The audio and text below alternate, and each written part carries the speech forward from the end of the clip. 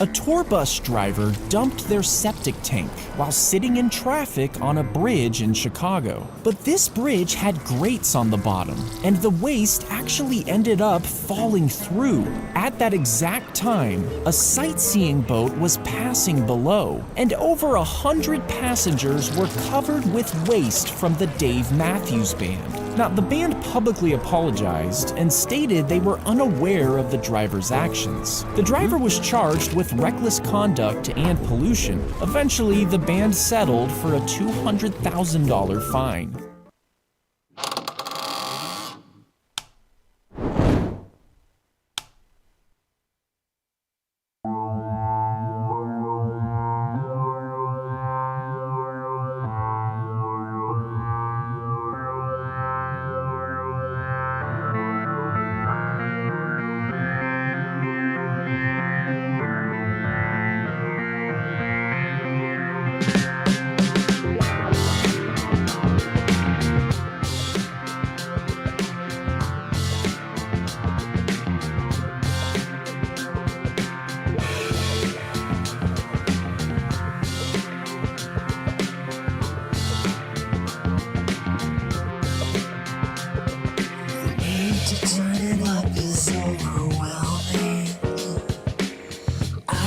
Can't sit still anymore.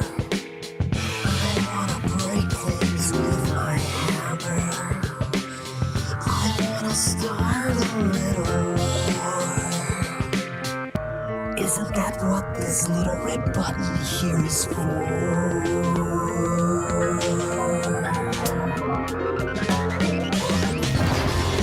Left.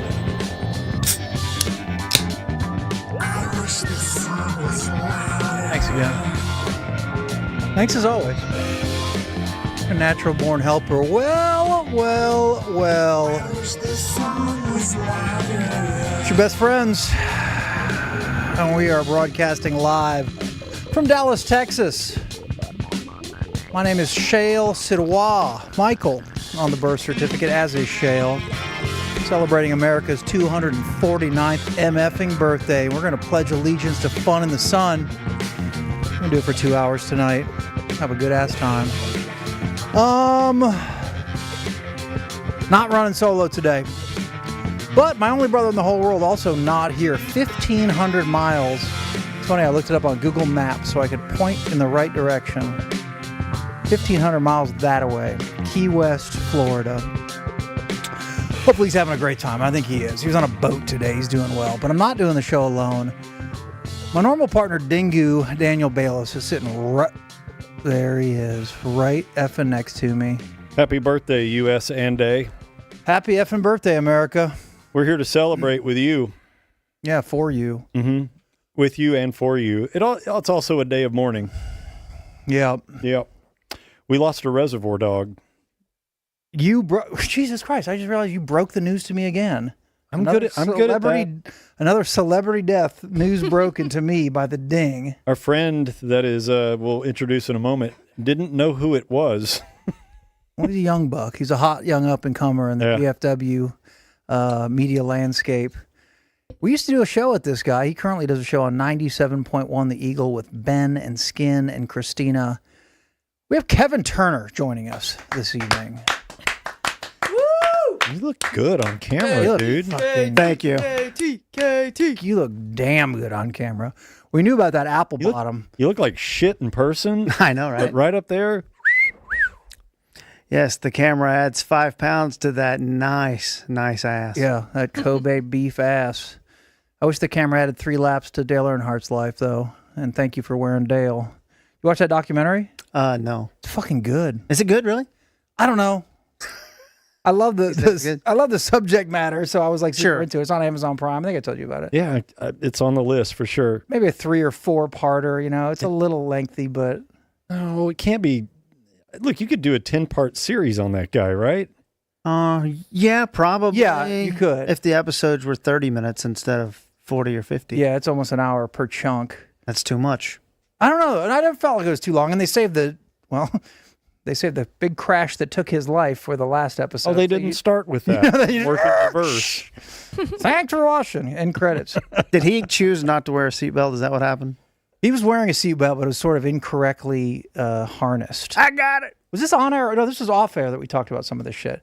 Who knows anymore? I think, yeah, exactly. It's a blend. No, For they say he died instantly, right? Mm-hmm. So he had at impact, he crashes into turn 3 at Daytona, and Ken Schrader was involved in the crash, and his car kind of came to a rest right next to Dale Earnhardt's. And Ken Schrader, literally the first person out of his car, he went to check on Dale. I think he was just expecting to see him unhooking shit. And he fucking looks in there and then kind of looks up at the ambulance and kind of waves him over, right? And he said years later, he's like, I knew he was dead the second I looked at him. Oof. And he died like instantly. So then Michael Waltrip ends up winning the Daytona 500 that year. Darrell Waltrip, who was butted heads with Dale Earnhardt for all these years, I mean, as a competitor, you know, he was on the call. And his baby brother, Michael Waltrip, who was, I think, 0 for 462 in NASCAR races in his entire career, literally had never won a race, passes Dale Earnhardt or, you know, takes the lead and wins it. So Darrell Waltrip's going, Mikey, go, go, which I almost pulled as a drop for this day. Go, Mikey, my God, Mikey. So they're all celebrating. And then Michael Waltrip, this is the NASCAR Minute. Did you hit the open for the NASCAR Minute? Okay. Zoom. We'll do it. We'll He's do kidding. it. We'll do it next time. I was like, it wasn't in the Dropbox. And NASCAR's not on the bingo card, which we'll get to in 1 second. Anyway, Michael Waltrip's in victory lane celebrating. He won the fucking Daytona 500. Ken Schrader, that guy I just told you about, comes and like hugs him, congratulates him, and whispers in his ear. Michael Waltrip's face basically goes blank, and the picture of Michael Waltrip like holding the trophy is like frozen face. Like they all were finding out just like that. Wow. And they took him to the airport. I think And that was his first one. That was his first win, period. And what was his record prior I think to that? 0 for 462. That's coincidentally the same record we had of doing good, productive shows when we were on the downbeat. Yeah, 0 for 461, I think we got canned. Okay. Gone the next morning. We'll get into some of that. We'll get into a ton of that. KT, thank you for joining us today. Thank you for having me. How are you doing? How are you doing, friend? I'm good. Ever since I don't do a morning show anymore, I get to go to the gym a lot now in the morning. I get up early and burn off my steam that way. Really? Rather than doing a show. Are you a Jim Grammer? You have set up the camera and everything and Nah. tips to all your fans? No, I don't like to do that because I feel like that would be too much. Like if I was going to do that, you'd just put that directly on OnlyFans. What if you did on OnlyFans? Okay. I've got that one before, and I feel like it's the type of joke that if I made, It's funny. there would be negativity thrown my way. I'm not going to say Oh. we're going to discuss later in the show an upcoming TV show here on CDS that might be KT-centric, but one of the options was OnlyFans. But we just did Only Dams like Yeah, a week we did. ago. So we're like, fuck, all right, we can't do that shit. That was a good one. That was a I want to see That was KT in the gym ridiculous. just only doing squats, only doing ass burners I'm a big fan of Eureka. to get that. Are you? Yeah. Eureka's our hit. It's If we huge. have anything resembling a hit, it's definitely Eureka. It's huge in Japan. There it is. Eureka. Tuesdays. America's gayest professor Eureka! on his search for the pot of gold. The pot of eggplants. All right, we can't do too much shit because we might be burning bingoos because it's Thursday night and we play a game on this show. It's called Bingo, and you get to play along. If you want to play, scan. There's a QR code you'll see in just a second. You play right on your phone. It's super easy. Shit that we say triggers square. You're going to have a card. You know how to play bingo. It's just like that, but it's bingo. And it's brought to you by our friends at Kelly Legal. Aaron at kellylegal.com is their website. And they're awesome, man. They're so like happy. We're so happy that they are on board with us. And they're like one of the first people to get in. They love the bingo idea. They're like, we'll take it. But Aaron Kelly Legal is your stop for if you're in deep shit, basically. And they're going to step up and help you. I mean, they kind of do everything. It's the phone number you need to have in your phone with like stars by it. Yes. You never know. Exactly. You never know. Even if you could be a person of interest. Yeah. POI. Yeah, you need somebody on your side. Kelly Legal is that somebody. The phone number is 469-630-1945 or Aaron Kelly with another E, K-E-L-L-E-Y legal.com is their website. We're playing bingo. Fire it up, man. First 100 people who get this QR code are in the game, and you're going to win a badass kind of little mug deal that we have with Kelly Legal on there. There you go. So get in. Zappy zap. Look at me. I can hear you guys zapping. You looking for the mug? This ain't just no regular bullshit mug. This thing's real deal. Yeah. This is like Yeti style, homie. Yeah. Keeps your coffee hot and your your frozen margarita cold. Yep. Right there. So the winner of this thing, and it says Bingu Champion of the World. They're not being sold anywhere. There's only one way to win this thing. One way. Kevin? Is that Kevlar? Take a look. I don't know what they make those out of, but I know they work. This is solid. Like even if you They go, are really heavy. It was heavier Yeah. than I expected it to be when I picked it up. like even if you go to Target and get the knockoff or whatever, those things are still $45. Yeah. Like that mug retail value thousands, Also, thousands of dollars.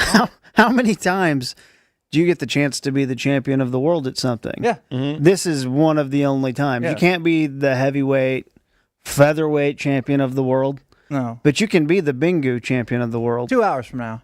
And they were smart by putting the Kelly Legal logo on the outside because most people are right-handed. Therefore, when they're sipping and enjoying their there drink, you go. they're pimping them. Yeah. But for weirdos like me and Madigan, Yeah. it's all about the Cirque, suckers. Bingu Yes, sir. Champion of the World. Yes, sir. What's the percentage on that? What's What do you that? mean? Right-handed versus left-handed? It's what, 12, somewhere around there. It's I've heard if you're like more attractive than average, then you're probably left-handed, and if you're below average attractiveness, you're probably right. Where'd you hear this? So Where'd you hear that? That's the not true. internet. It's called facts. Chat GPT. Yeah, ask Gronk. Yeah. Yeah. yeah, Gronk is just stressed out, So sweating. basically, all I'll right-handers answer are it. just mules Yeah, just beefy. and all sex 8 beefers. positions left. Oh, 90% of people are right-handed, while 10% are left-handed. Okay, we were close. Why When I is say that? 12, that's not bad. Ah, not off. Is that how? Are you born that way? Yeah. You're born left-handed? I mean, I think. You are? Yeah. You know what is Wow. weird though? I was always writing and drawing with my left hand. When I got my first guitar, I think I was 6, Oof. 7, Yeah, I had this problem too. and I started playing it left-handed. My older brother, got me a guitar and strung it out left-handed. It was very comfortable to me.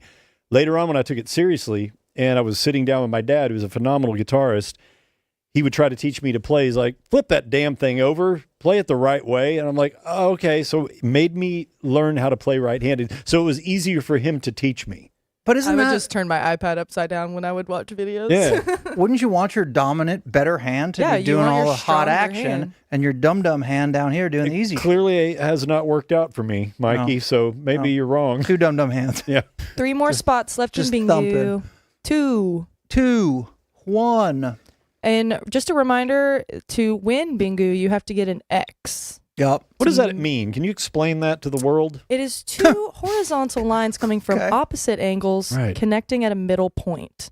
That middle point is the free space. You so might as well be speaking Korean. make No sure idea what you're saying all right the free now. Space. Never heard of this X.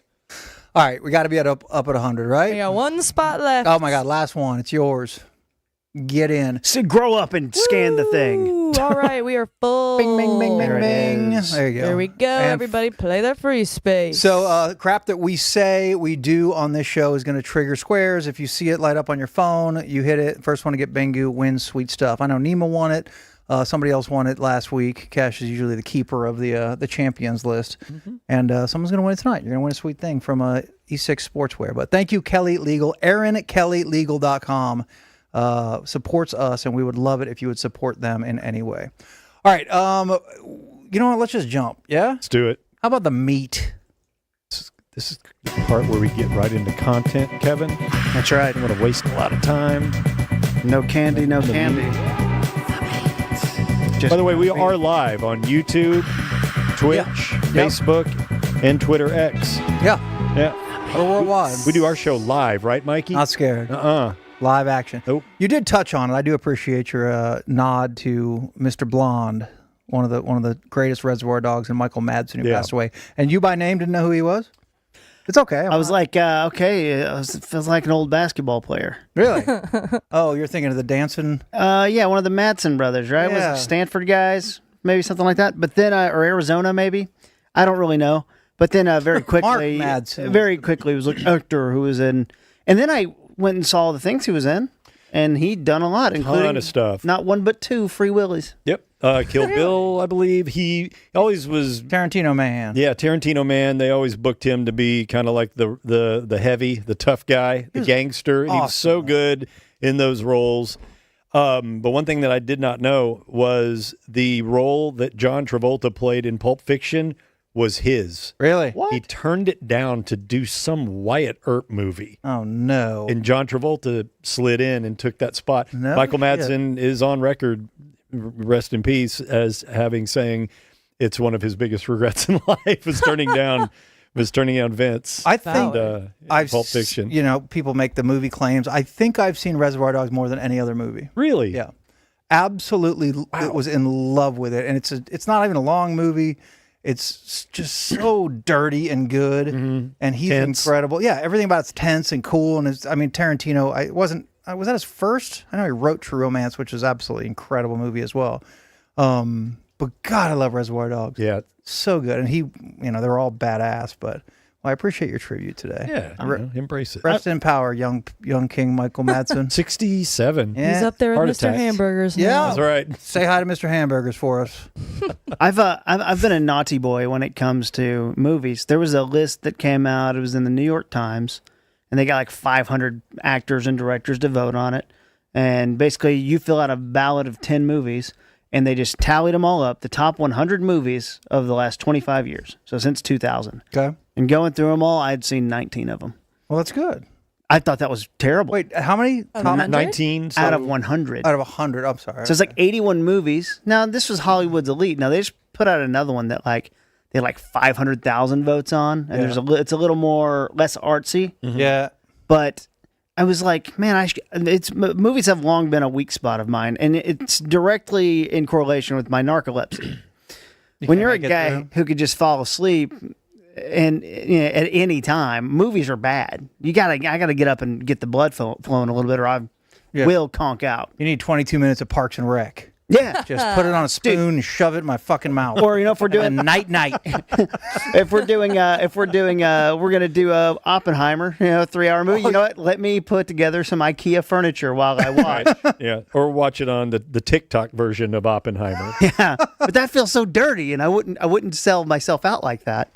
You know what I just saw recently was No Country for Old Men for the first time. Whoa. And I was like, okay, so movie. There Will Be Blood will be next, and I'm going to do that. But I want to do it in the theater. I want to do it right. That's one that I did a 180 on. I thought There Will Be Blood was pretty stupid, but I watched it again about a year ago. It's fucking good.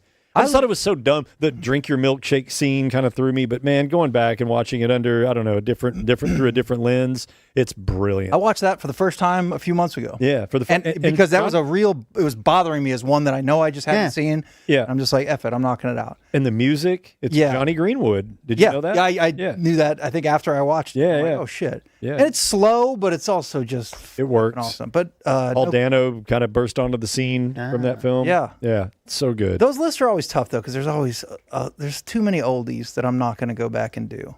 Yeah. Well, this one was like 2000. just the quarter century. Oh, shit, really? Yeah. Oh, that is bad. So it feels doable, and I was like, oh, that sucks. Do you remember what number one was? Parasite. Oh, I've seen that one. God, that is so good. I was forced to watch that in film class. I loved it. You like it? Sure. Parasite was didn't the like best it. film in 25 years. Wow. I love that movie. I do too. Oh my God. Yeah. That movie was crazy. Yeah. It's special. I think I just lost my taste for it because I had to write so many essays about it. Yeah. Did you like the movie with the hot dog fingers? Oh, yeah. Everything all oh, the yeah. time. I actually got to see that debut at South by Southwest whenever I worked for them. That was a good ass gotta see movie. this Did you list. not like it? Or you I did? love that movie. Have you seen that? It's so Oh, yeah. good. Yeah. And then getting to interview them after and finding out like just how much went into every single thing, like just made me love it You so interviewed much more. the cast? Mhm. You interviewed Short Round? Mhm. Holy shit. I know, it was a pretty cool gig. That's amazing. Not that this gig isn't cool. Love you, everyone at home. Yeah, you get to hang out with us. Yeah. All right. What So a gift. we, the three of us, used to have a show together on 97.1 The Freak. 97.1 The Eagle is the previous name of that station and the current name of that station. And KT worked with Ben and Skin. Sweet Christina, who I'm completely in love with. And you do a show 2 to 6 p.m. 3 to 3 to 6 every day from 3 to 6. I like to get there an hour early. Okay? Because I want my rock. I want to get my head right, and then I'm in. But I mean, I think most people watching this, at least that know us already, know that story. And we're not going to, I think, get into the entire telling of whatever. But I mean, any angle of it, I'm totally down. When we started that station, we were on a different show. Danny and I were in the afternoons, and there was a big shuffle switch. And then at some point, it ended up the three of us together doing a morning show. And sorry, saw Bingu. Yeah, there it is. Saw Bingu jump up there. I really consider it probably the most fun show I've ever been a part of when it was the three of us. I enjoyed it. I genuinely thought it was a really good show. And a lot of that is a testament to Kevin, who I'd known for 15 years. I don't even know at this point. And he's just an absolute pleasure to work with. And I thought it was really funny, kind of smart, good, and awesome until we all got fired for poor ratings. Yeah. Yeah. We were Post-haste. the only ones that thought it was good. Yeah. It's, and that's not a good recipe for success, but I feel the same way. It's the most fun that I had because it was ours. Yep. We got to take ownership of it. We weren't producers, kind of hiding behind whatever. It was sink or swim, and it didn't work out to some people's taste, and that's fine. But I don't feel not proud of what we did. No. It was absurd. It was silly. It had a weird chemistry and a weird energy to it. It was very different. It was unlike, I think, any other morning show in the Metroplex, and we had so many people pulling at us in so many directions to try to be something that we weren't. Mm-hmm. Yeah. And we did take a lot of advice, and I think some of the things that we took from middle management made it better and tighter, but there were other things that I think just kind of neutered the vibe of what we were trying to do. And, ultimately, we're not the ones that have the say in whether something is meant to be or not. So, you just take your lumps and move on. But as far as I echo most all of what you just said, for sure. It was the most fun I've had. And we were constrained in a lot of different directions, like you said, but for me, what really hurt the most outside of the getting fired, that was the one that hurt the most. As I had just gotten back from Italy too, so it was like walk in the door and then, hey man, Was it a week after you got back? it was like 2 days. Oh, yeah, really? Yeah, it was that After Friday. You survived riding on a plane? Yeah. Yeah, which I'm not convinced. I don't know how it would have went down, but I'm not convinced that they were ready to fire us that Friday. Mm-hmm. But I think we had found out too much that it was time. I think we could have made it through the weekend. And then they would have fired us, on the weekend? Or I don't know what I really don't know. That was a weird day. Can we do a little of that? Yeah, get into how we found out we were that they were basically going to get rid of everybody. Yeah. And we kind of forced their hand to do it immediately. Do you recall that exactly? But first I do want to say, I did think our show was getting better. And it was, I was, for whatever reason, we were coming up with crazier shit, and you could kind of tell more often we were doing some crazy stuff. Even some illegal things. Apparently you can't play a game like Downbeat Dollars, which is just press your luck on the radio somehow. Yep. And give money out of your own pocket to listeners. Apparently that's illegal. We're like, well, you guys don't have any money to give them. We just Venmo them cash. It's like a tax issue. I was like, we could. We're sorry. We didn't know. We didn't know. But yeah, so I don't know. I know that I had done with Kavanaugh the night before, that Thursday night. I'd gotten back from Italy and did the NFL draft with Kavanaugh that Thursday night. Mm-hmm. And then got tipped off from someone hey, found this in a shared email thing. Yeah, there was a shared folder or email, and somebody that worked up there kind of tipped us off and said, hey, you guys might want to look at this. And it was essentially a format change. Well, it had a bunch of rock songs. Yeah. That were to be played that afternoon or something? Or the following Monday. The following Monday. Yeah. So we... and we're like, hey, what is that? I guess, and because we're up at the station before anyone else, we're just doing our show.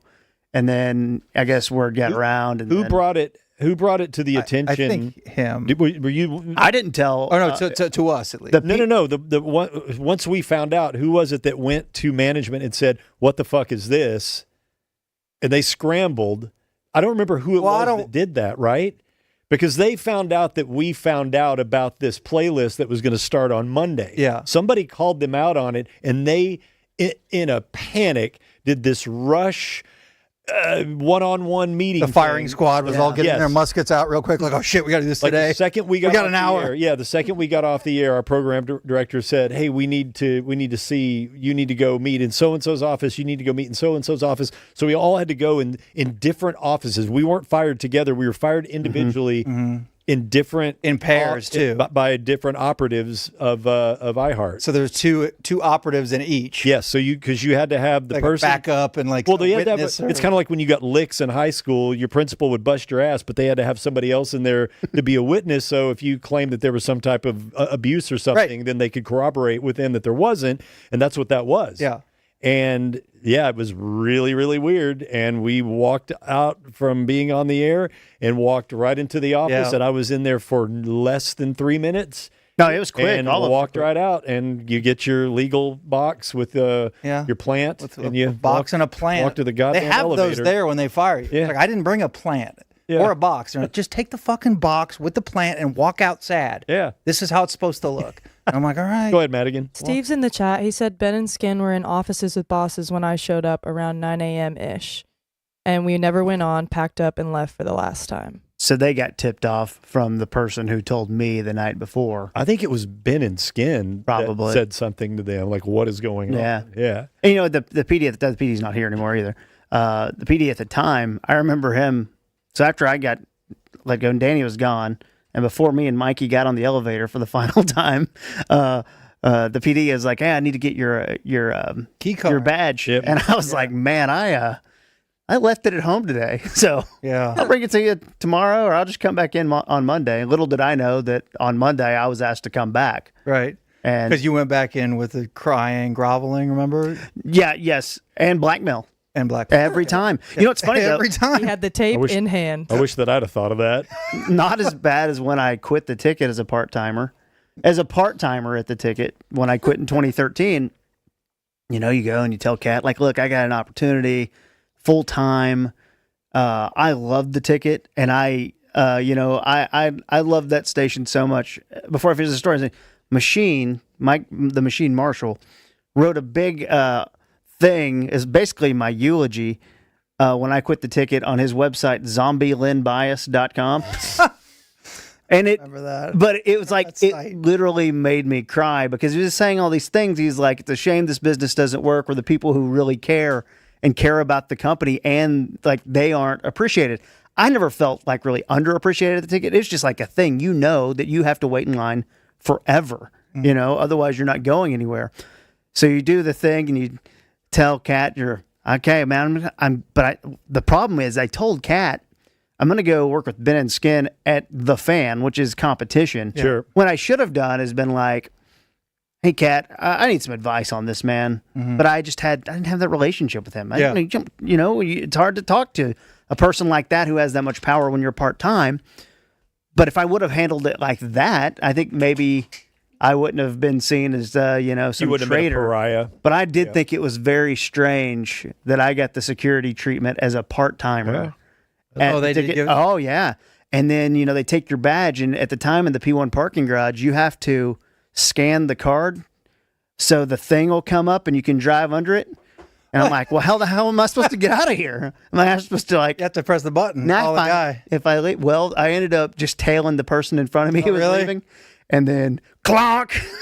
Your car got Yeah, I got clonked by the damn thing it. right on top. I'm like, okay, this Yes. is meant to be. This is a bad day. It's time to go. That whole dog and pony show of the exit, procedure after you get fired is so fucking performative. But it's all like fine print shit. I know, Because I know. they're scared that you're going to terrorize the place or steal shit. It was pretty sad because our studio had all kinds of like pictures of us and stuff. And Ben, out of pocket, shockingly, paid for all these like cool pictures and funny stuff. I mean, our studio looked cool as shit. Yeah, it did. And one of them was like, so not one of them, but either Zach, whoever walked me out, I don't know, whatever security. They're like, "Do you want to take any of this?" And I'm like, well, some of it maybe, but I'm not doing the fucking perp walk Yeah. with all the pictures Right. of me and Christina. So there was one like big disc thing of Christina playing guitar that's badass that I did take. I'm like, fuck, all right, I'll take this. But really, really weird. Really You're weird. strange. I mean, when we got there that day, we knew things were not good, but Well, we kind of knew for a while, but we it knew was a things were not weird- good, but I didn't expect to get fired that day when I got there No. that day. No. And then as that last like hour and those whispers, and we're like, holy shit. And then you have to come back and do another segment or whatever. You're like, are we really, we might be getting fired right now. That's a weird. There's a lot of nervous energy, and It was bizarre. It was honestly, it was the second time I'd ever been fired from a job in my life, and I think all jobs are real. I don't want to say real job, but the only other time was at a pizza place. Oh, really? When they got a new manager and he didn't like me and said, "You need to leave. You must leave. You get out of here. I don't like you. You need to go." I was like, "Yeah, that's Borat fine." ran the pizza place. Pretty much. Yeah, Borat's yeah. pies. My wife don't like you either. My wife hates your gut. Let me guess his name. Was it like Larry or It was something? Muhammad. Based on the accent It you was were Muhammad. doing. Right? Larry It Muhammad. wasn't Keith. No, but he asked me to leave. I love the Yeah, name but Keith. that's the only time. But that's a real, corporate ass firing. Yeah. And it's weird, man. And you're kind of like you feel flush when it's happening, and you very out of body. yeah, it's Yeah. Even when you slightly know shocking. when you kind of know what's happening. Did you? From what you told me, so you left the studio. I don't want to bog on this, but whatever. It's funny. It's interesting. For some reason, you left the studio before me. You were in, and then you were gone before I got to my firing suite. I was halfway home by the time you got Sweet. canned, I believe. And you said you didn't say one word. Is that right? I listened to him. The operative that was in charge of firing me said what he wanted to say. It's like, we're going in a different direction. We are we're going to go back to music. So in effect, your position has been eliminated. You will receive severance according to your contract. Do you have any questions? And I go, is that it? And he goes, I think so. And I go, all right. And I just walked out. That was it. Amazing. They handed I mean, what are you me going to say? Plead for your job? They've made the decision. There's nothing you can do. You know what? I think I've told you this before because you had left, and at this point, we knew. Yeah. And I wish I could remember my line, but I walked in, and it was like, they're sad looking. I mean, I think they are sad, I mean, they didn't They like don't us. enjoy doing but that, though. who Nobody enjoys that, right? Yeah. And I think I walked in, I looked at them both, and I said, I'm assuming this is to talk about the terms of my extension. I swear to God. And they did kind of like nervous laugh. Yes. And then I sat down and Maybe this guy is funny. yeah, hold on, let's get us better. We haven't heard any of that. Moving back to PM Where's Drive. that fucking gold bid? PM Drive, put him back. You know what? We're keeping him. And they just ripped the papers Yeah. up and threw them. And then you just quit anyway. This is where because I mean, you guys detailed it earlier, in previous shows, kind of what happened, and I think It may have been the show titled "How to Get Fired from Radio." yeah, right. Yeah. But we really truly were. It's not an excuse. We didn't get the numbers right, but did have a big bombshell that happened 8 days before we hit the air. Yeah. But when we got the notification midway through the thing, and this would be probably June or whatever, July 2023. That they were going to move Jeff Kavanaugh and Julie Dobbs up to PM Drive and bring you guys down to morning. I was like, at first, I was pissed just because I was like, okay, they're quitting on us. That was like the first sign that they were quitting on us.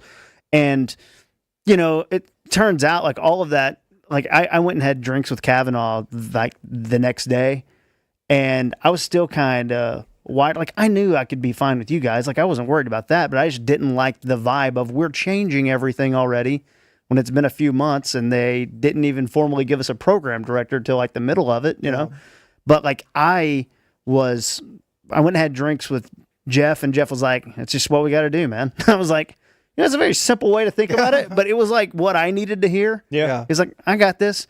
And I kind of knew, I think one of the big players in making the decision, and he's not in the local now, but he's still in the company high up. Every time he would come and compliment the morning show in the hallway, he would mention that he loved Jeff's cowboy analysis and that Julie really knows how to talk stars, and he would never say anything good about me. So I was like, okay, they're going to Kevin's there. Let's get those guys. Let's get Jeff and Julie up to PM Drive. This guy kind of sucks, and I kind of don't like those two guys. Yep. And I just kind of felt I was like, yeah, I never got that extra compliment, but it never bothered me. I just thought about it a time or two, but that was I was like, this is going to be fine working with Mike and Danny because I've known you guys for 15 years. I mean, Jesus. Look, other than the time slot, we were high-fiving the fuck out of getting to work with you. Yeah. Oh, that was awesome. We just didn't want to get up at 3:30 or 4 in the morning. That was the it only wasn't that thing. bad, but yes, you get was on worth board. it. Yeah, you get on board pretty quick. But once we got in there and started doing shows with Kevin, and it's all of us together, and it's like, yeah, this is easy. This is good. This is the way a radio show is supposed to feel. Yeah. Everybody's doing their equal amount of my work, God, yes. and there's a good chemistry, and nobody's halfway falling asleep. Well, that's not true during the show, but in a different way. It was a lighter, more stress-free show than what it became in the afternoon. Yeah, that was hard. I always felt from a sensibility standpoint, it made more sense for us to be an afternoon drive. Like, take out the 100%. selfish Yes. nature of not wanting to get up early. I just been good. But like, Oh, 100%. We added Yeah, 100% on there. like just hearing Julie in the morning. Yes. Is like, that's a good way to bright. start the Yeah, station, everything she says, you know? it sounds like she's smiling and it's a bright light. And they were really good sports talkers, you know, those two. And Kevin, you know your way around a football. And a vagina. A football discussion. So, yeah, why would you not leave that in the morning? Bright, happy morning coffee. Let's hit some sports. The games just happened last night. Let's talk about it in the morning. And you put the weirdos in the afternoon. Yeah. But I remember when last on this, because we have tons of audio that we want to get to and fun shit that we did, and we'll do it all. But I think a lot of people find this somewhat interesting. I remember, so they decided to make the switch. And it may be somewhat narcissistic to think of how the audience views us, but at least the ticket audience thinks of Danny Balis and me. We're a little more of a fit in afternoon drive, not your wake up at 5 a.m. with your buddies Mikey and Danny. We're like the whiskey degenerates who you party with at night. I mean, that's the characters or whatever. Yeah. So that was my main disagreement with, like, this is just not a fit. But I'm like, fuck it. All right, we're going to do this thing. And then we were at that remote at the ranches, whatever, when we had to announce it. Oh, yeah. And I don't remember why I got tasked with it, or I said I would do it, or I'm like, all right, I'll make the announcement. And I had to act psyched and be like, guys, you know, I was admitting, look, things aren't going exactly how we want. We want to revamp this thing. The plan has always been to, you know, keep it fresh, you know. So like, we have some changes to announce. And I went through the whole thing, and management the next day was like, oh, that was actually really good. Thank you. But I just remember I had to do that. And I announced that we're going to mornings, and afternoons going to be Kavanaugh and Julie and Reiner and all this, and got it out, and it was fine. And I remember I was driving home, and I seriously looked at the rearview mirror. I'm like, I just fucking killed the station. Yeah. Not me personally. I was doing this, the bidding and what had to be done. It wasn't you. Shitty. It wasn't you lobbying for the lineup change. It was not you. But I'm like, I think we just Harry Curried ourselves. And we may have been fucked anyway. Had status quo or changed the other way, whatever. I met a guy one time who, and again, met a guy. He had no idea who I was. And it was one of those things where, what do you do? Radio, blah, blah, blah. And he starts talking about the ticket. I was like, oh, well, funny. I do a show with Mike Sroy and Danny Balis. Do you remember? Oh, my God, I love those guys. The ticket. I can't believe the ticket let them go. Oh, my God. I was like, well, I do a show with them and have been doing a show with them for like 4 months. And he goes, oh, yeah, I don't listen to anything else. And I was like, oh, my God. And it's like, the thing that's so admirable about the ticket, I also despise how it creates a closed-minded, nature to things. And I know this because I lived it. I was that way when I was a part-timer there, who they wouldn't even let host the T-Box, like when Rick Arnett was out. Like, they wouldn't do that. Mm-hmm. But I was still doing everything else. And so I get why it's like that. And I hate that it's like that, because I do think we needed more people to just give us a shot, and I think there's a lot of people who just were never going to do that. Yeah, and you're looked at as a traitor if you do that. We talked about that, like after leaving the ticket. If you ever tweeted anything while you're on the ticket, it's so much engagement and retweets and laughs and people talking with you and stuff. And when you leave the ticket, you say the funniest shit in the world on Twitter, and the ticket people are like, I ain't touching that. I can't even like the tweet. Can't like it. Because my friends might see it, and then I'm suddenly... But after a little while, it's like you start getting the DMs from the old gang that would interact with you. It's like, hey, that was really funny. It's like, well, then, put it out there. Yeah. Like, they're afraid to do it. They're afraid to... I will say this, and I think we can all agree that, look, nobody's crying about getting fired, because ultimately it's a game about ratings. And if you don't perform, if you don't give the company the ratings that they have paid you pretty well for, and we were making damn decent money there for the short amount of time we were there. You guys were Jesus. You're ultimately going to get fired. Wow. But to be honest, watching the management team that was around us and the decision making that was going on, it was like watching a group of monkeys try to fuck a football. It was so messed up. They had no idea what they were doing, but we sucked. So let's demonstrate why we sucked so hard. Because we have a shitload of audio cuts, and we got to just play some of them. So I don't know. we'll start, I guess, with a couple of the singing ones because people love to hear yeah. our beautiful singing voices. Kevin's idea, right? Whatever the first one was. You even remember the first singing product we had? Christmas tree topper, or I think it was. Did we do a Thanksgiving one?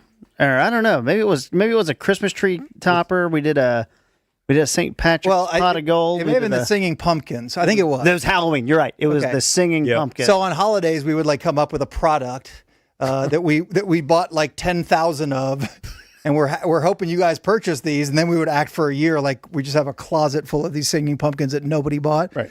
But the bit was you walk by it, it's voice activated, and it plays a fun, festive, brand new holiday themed song for you. Yeah, the trick-or-treaters walk up to get their candy, and there's this pumpkin, right, and it starts singing songs, but the voices are us singing them. There's a few random ones, but this one's from the Singing Pumpkins, and this segment is called The Meat. So why not a song from Danny Balis that you might have heard from the downbeat singing pumpkin had you purchased one? I can see you creeping up the driveway in your little costume, hoping for some candy. You will be surprised when you say trick or treat, when you receive a pound of rancid meat. Meat.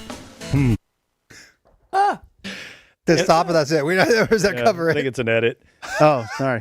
But the thing that because it would have to do just ground beef. Oh yeah, no candy. No candy. Go down to Walgreens to purchase yummy candy for all of the children. I began to panic when I heard the doorbell chime. So ground beef for you, weeks beyond its prime. No candy, just ground beef. No candy, just ground beef. It's a hard end. Yeah, that's a great treat for Halloween is ground chuck. You start to panic when the doorbell rings. Yes. And he runs to the freezer and gives expired meat to the children. Oh, I forgot it's the 31st. But the funny thing about these was that I don't know if people knew this or not, but we would bring in the music, but we'd perform these live on the air. That was the rule. Challenge. The rules. Yes. Was you had to perform these live. So I would have loved to have just done these at home in my studio and had them sound really clean. Well, you'll just hear, nervous. that one still sounded good, and Danny's good at this shit. Kevin's pretty good at it. At least you had to play a little guitar and have music shit, but I would panic on these every time. So my goal would always be to keep them short, right, and just hit them hard. And I think this one's mine. It's we had it was St. Patrick's Day. Yeah. We had the singing pot of gold. Please purchase the downbeat singing pot of gold. Mm-hmm. And I hit this one live.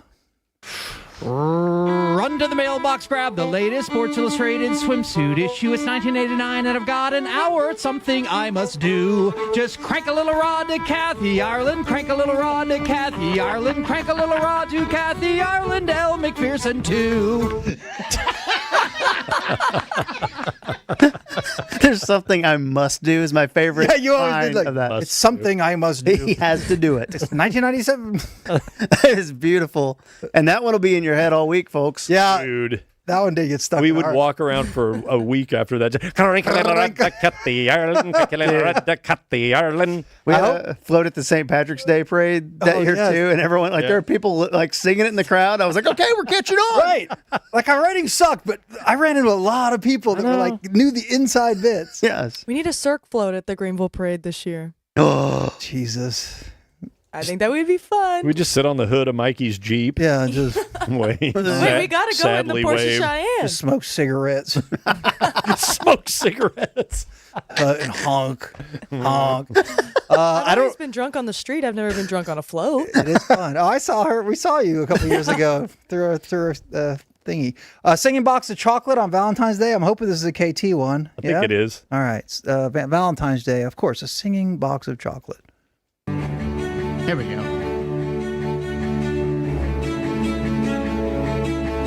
Here we go. What a build-up. Sex is overrated. I just masturbated. And now I'm feeling healthy as a horse. What? I'm usually tired. Love is overrated. It just makes you frustrated. And now I'm feeling happy as a horse.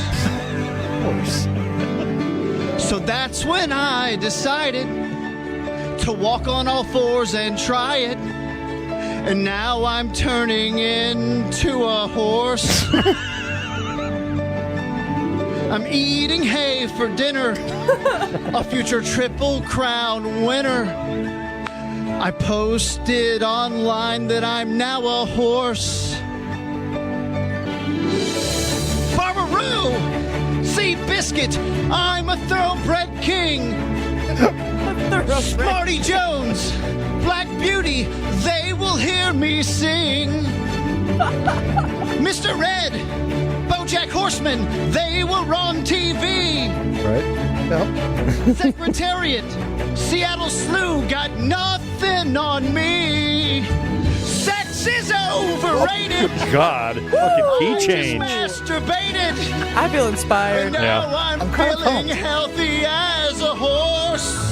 This is for Valentine's Day. Love is overrated. It just makes you frustrated. And now I'm feeling happy as a horse.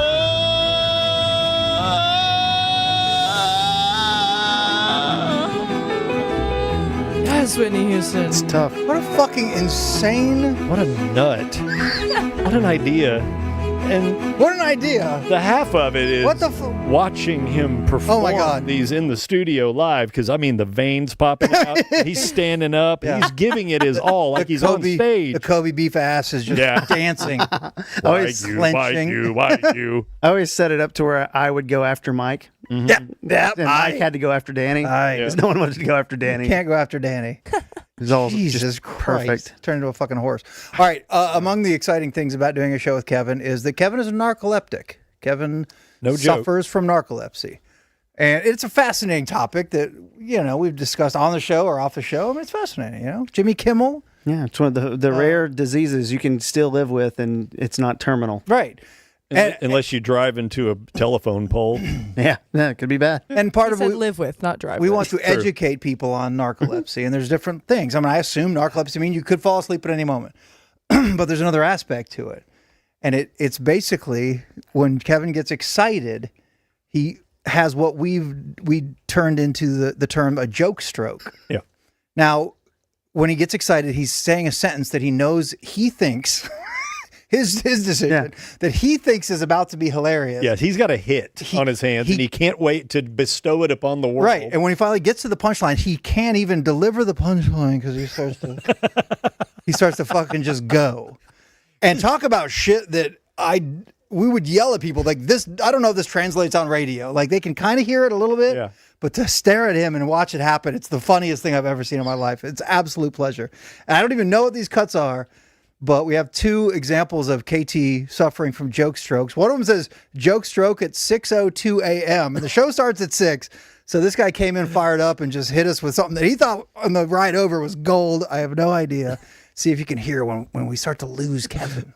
One of our comedians is leaving at 8 o'clock. Yes. I would say being forced to leave by management. Yeah, for charity. you. For management and charity. The two things you hate the most.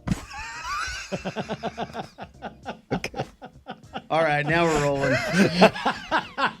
He needs one to get him cranked. Oh, Getting cranked every morning. I knew it was there somewhere. Clean the pipes. A little bit. Okay, now we're rolling. God, if you could see it, You it's hate the most. the two things you hate the most. And he kind of slumps over and just passes out for just a little, just just a kinda- fraction of a second. Yeah. It's the term. It's called cataplexy. It's a side effect of narcolepsy, Right. And not everyone that has narcolepsy has it, but it's basically a sudden trigger of emotion. Like for instance, if I was just going to the grocery store and I ran into one of you guys, I would probably stop for a minute and, and basically I lose control of most of my body for like a second or two. Have you ever hit the ground when you ran into somebody you haven't seen in a while? I've never dropped to the ground. Because you've never told a joke that good? I've never dropped. Yeah, that's the thing too. It's like the joke thing sucks because you're giving away your giving away your cover. Right. And that bums me out more than anything. Like the other thing, I had it one time too. I made like a long birdie putt. No, I was there for this. Oh, yes, It was at Vaquero, I believe, or I saw one of these. with Jeff Stewart, right? Exactly. It was a short, I want to say it was a short hole. He drove the green on a par 4. It doesn't matter the length of the hole. Like 265, whatever. And he was on the front of the green. And you rolled in like a 70-footer for a 2 on a par 4. This is epic. And I was standing there, had a good look at it. And I'm like, holy fuck, get in. I look at him and he's just kind of leaning on his putter. Like Like he made a putt and he just fucking night. Like I ran up, I'm like, fucking A, baby eagle. And he's just kind of like this. And then he's like, yay. And then he gets kind of back to normal. Yeah, snap out of it. It's fucking magical. Can we hear one more? Like the goats that pass out. What's this one titled? So hold on, that one was amazing because they were making me go play golf that day, and I'm like, I'm doing this for charity and management. 2 things you hate the most. I mean, it's a funny fucking line too. I always had that one stuck in my head. I have no idea this one. Joke stroke after Danny prediction. Number 3, Denise DeBartolo York will be caught on camera in the owner's box eating one of the following 3 food items: an ice cream cone, a wing, or Cheez-Its right out of the damn box. Okay, what is her title? She's a co-owner. Eddie DeBartolo's daughter? Yep. Boy, she does look like she would take in some stadium food. What do you mean? Because we all would. Are you falling out of your chair? Okay. Kudos to you, Dallas Observer Host of the Year, but that's the funniest thing that's been said all week. Holy shit. I forgot about that. It's so funny. Because he was trying to say that she was a large woman. He saw a picture of her. Yeah. Oh, I bet she does love all that stadium food. And then you and I immediately jump on him. Oh, really, Kevin? Why? Why is that? This fucking guy mumbles out, because we all would. Because we all would take in a nachos. It's the greatest fucking answer. It's brilliant. It's shit like that where I was like, God damn it, Kevin. I didn't know you had this fucking kind of a nuclear arsenal. Like, this dude is legitimately brilliant. Had he not fallen asleep through half of his punchline, he would have won the award. He would have won the Dallas. And I'd like to thank the Dallas Observer for celebrating me in 2023. That is so good. Why would she like those foods so much? Because we all like he was out from the beginning of the punchline. He said, "Oh," All would. I was like, "Oh shit!" I was like, "Oh shit! We better come up with something." Well, Here it comes. because we all would. Amazing. That's so good. All right, this next one is under my random department, and I've played this one at home. I think this is KT. I don't know. I just think this is his finest moment. There may even be a joke stroke at the very end, kind of. But I don't know how we talked about or movies or TV, and I was probably arguing that I could be a good actor or whatever. And KT goes off on a beautiful monologue explaining why he believes he could be an actor, but with an incredibly odd caveat right at the end. I'm just telling you, I took no theater and would have if I wouldn't have been ridiculed for it in the hometown that I'm from. Mm-hmm. And I would be a beast of an actor. And because I know how to play to the camera, I know how to feel out a moment, and I know when the audience is in the palm of my hands, when to crush them, when to elevate them, but I know how to send them on the ride of their lives.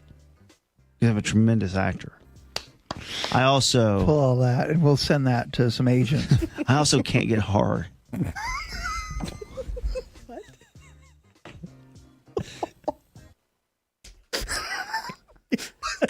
Why was no one listening to that? It's a beautiful. I mean, this show. Who wouldn't laugh at that?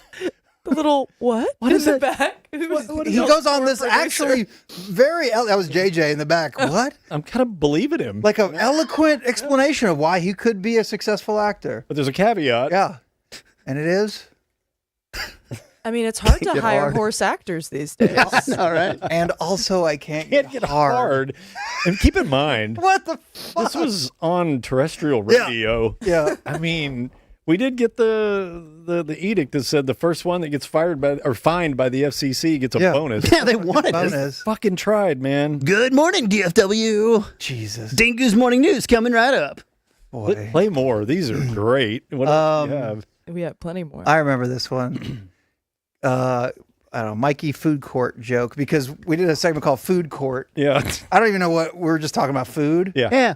And whatever. And then for some reason, we'd always end with a joke about that topic. And here's this. Lastly, it's time for today's food joke. Thanks, Food Court. Food joke. What's the difference between the walk-in cooler and Danny Balis?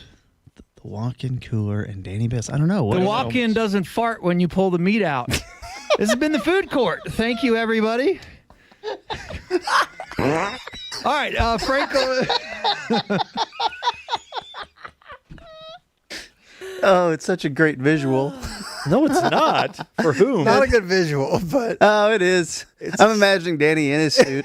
I just couldn't even believe you said that on the radio. Like, I don't even think you would say that here. no, it's just It was so good. what a dumb joke. And the joke at the end of food court was unexpected because whatever food news you were breaking to us, and you had a lot of we did trivia and there's a lot of fun stuff. Yeah. But to end it with a joke out of nowhere was a shock, and for it to land, Yep. Nailed it. doesn't fart when you Nailed pull it. the meat That's out. the one day Dallas Observer was listening. I mean, if I give it to him. That's a pretty good food joke. I was laughing so hard I couldn't even laugh out loud. Just silent fall to the wheeze. ground, Yes, yeah. We didn't, we're not going to sidetrack too much, but we did talk about that Yeah. because, I mean, our friend Corby, for instance, or Donovan, for instance. Or I mean, George. They're hilarious. Infinitely more fucking talented than all three of us combined. But they laugh audibly a lot. And their laughs are iconic. Infectious as So hell. good. Yeah. And we were like, fuck, all of us, every time someone does something like that, we go, Yeah, and it's just, I don't know why we would do that. And then we yelled at each other like, dude, laugh on the fucking mic because it's like a laugh track without actually having a laugh track. Like, I don't know if people need to know when something funny happens or us to try to help push that. Can we hire a laugher? But we couldn't stop. And Danny was probably I'm bad too, but Danny would just always like hide your laughter. I don't know why. And I couldn't stop doing You know what? it. It was probably because I was in the habit of not laughing over Corby's laughs. Yes. So I would probably just let that cackle exist. What if Corby didn't have that laugh and the hard line got like 1.7? That's the reason that they're using It's a fucking laugh. We don't know when to laugh. When are we supposed to fucking laugh? All right, another cut. I do remember this approximately. This is election endorsement. Other election news today, guys, on Election Day. Brad Benson is a candidate in Tuesday's Granbury City Council. Before you say any more, I'm going to say I'm all in on this man. This is a man I trust, and I support his candidacy and everything he's involved in. Team Brad Benjamin. Brad Benson? Team Brad Benson. Now continue. He is a candidate in Tuesday's Granbury City Council election. Arrested yesterday morning on felony charges of possession of child porn.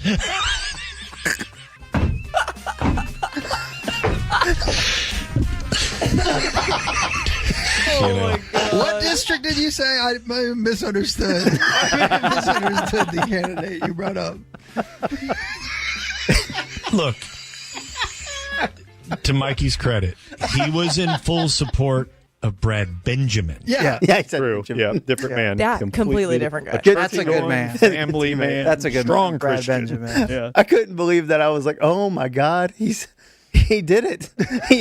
I could not believe it. You did that because I was like, you had no idea where the story was going. But no, disclosure, obviously I had a guess. And that was more of a joke than it was. Like, why would KT even bring him up? This is a good man. the only This is a time. man I support. Only time CP has been funny was that. I was like, oh my God, he's endorsing this guy. KT went to Italy on an airplane. It was his first time flying over the ocean. And I don't know why it came up. I always thought it was funny. We talked about getting make sure when you're on a plane you don't get sucked off. Right. The door plug too, the Seattle plane, right? Yeah, that just happened. and then someone got sucked off. We're like, when you're on a plane, make sure you don't get sucked off, Kevin. And it was it's juvenile. And that literally might be what we say in this clip. I have no idea what it is. Missing bolts that came from this factory. Yes. That did happen. And if someone was sitting in that window seat. Yeah. No, they get sucked out, most they'd have been likely. Sucked off. Yeah. Out. You said that wrong. It's sucked out. Sucked off. Out of the plane. Yeah. From the plane. Sucked off the plane. Children. I work with children. We're going to allow it.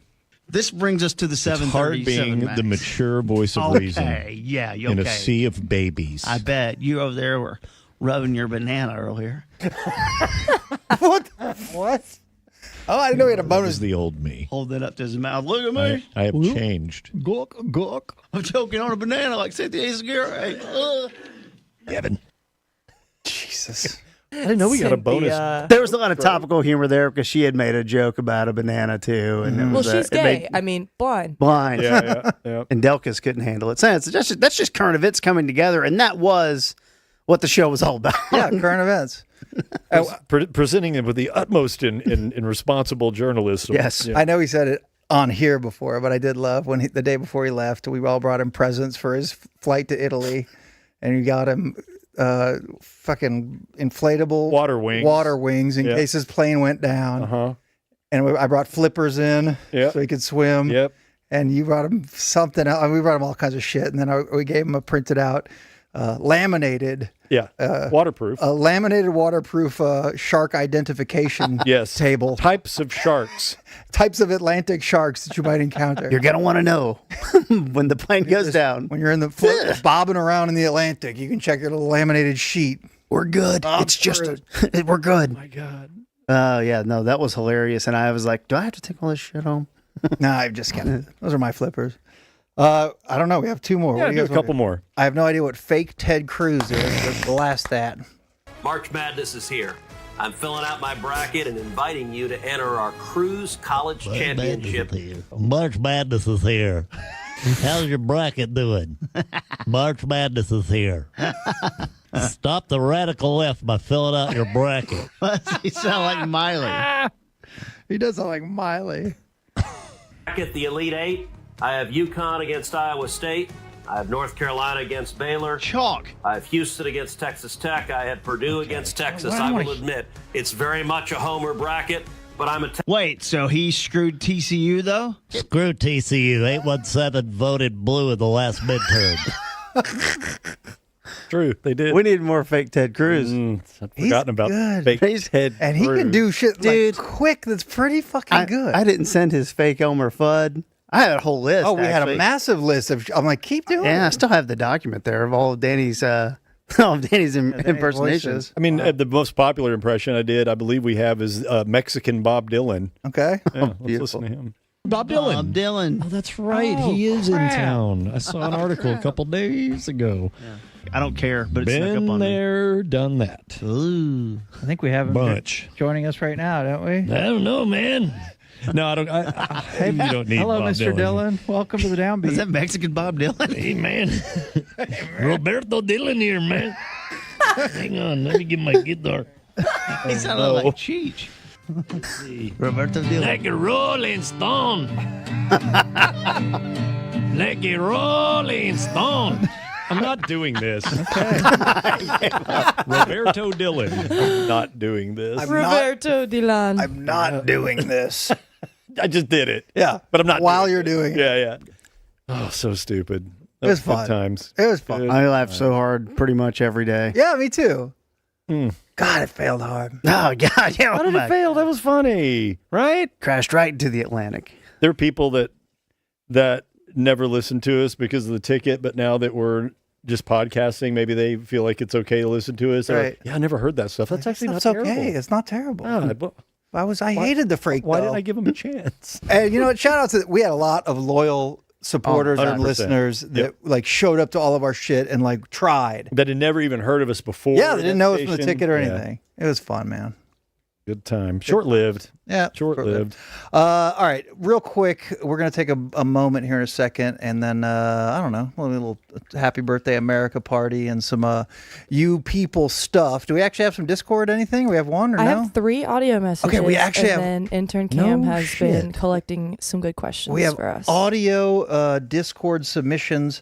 If you're in the chat, I know Cam's writing those down. I know some people make donations in their chat. Hell, we're going to read them. We'll answer questions. If you have any questions about that time for us or that show or anything like that, man, we are down. But the point is we want this Cirque Du Sirois show to be, again, a fully functioning kind of a network type deal.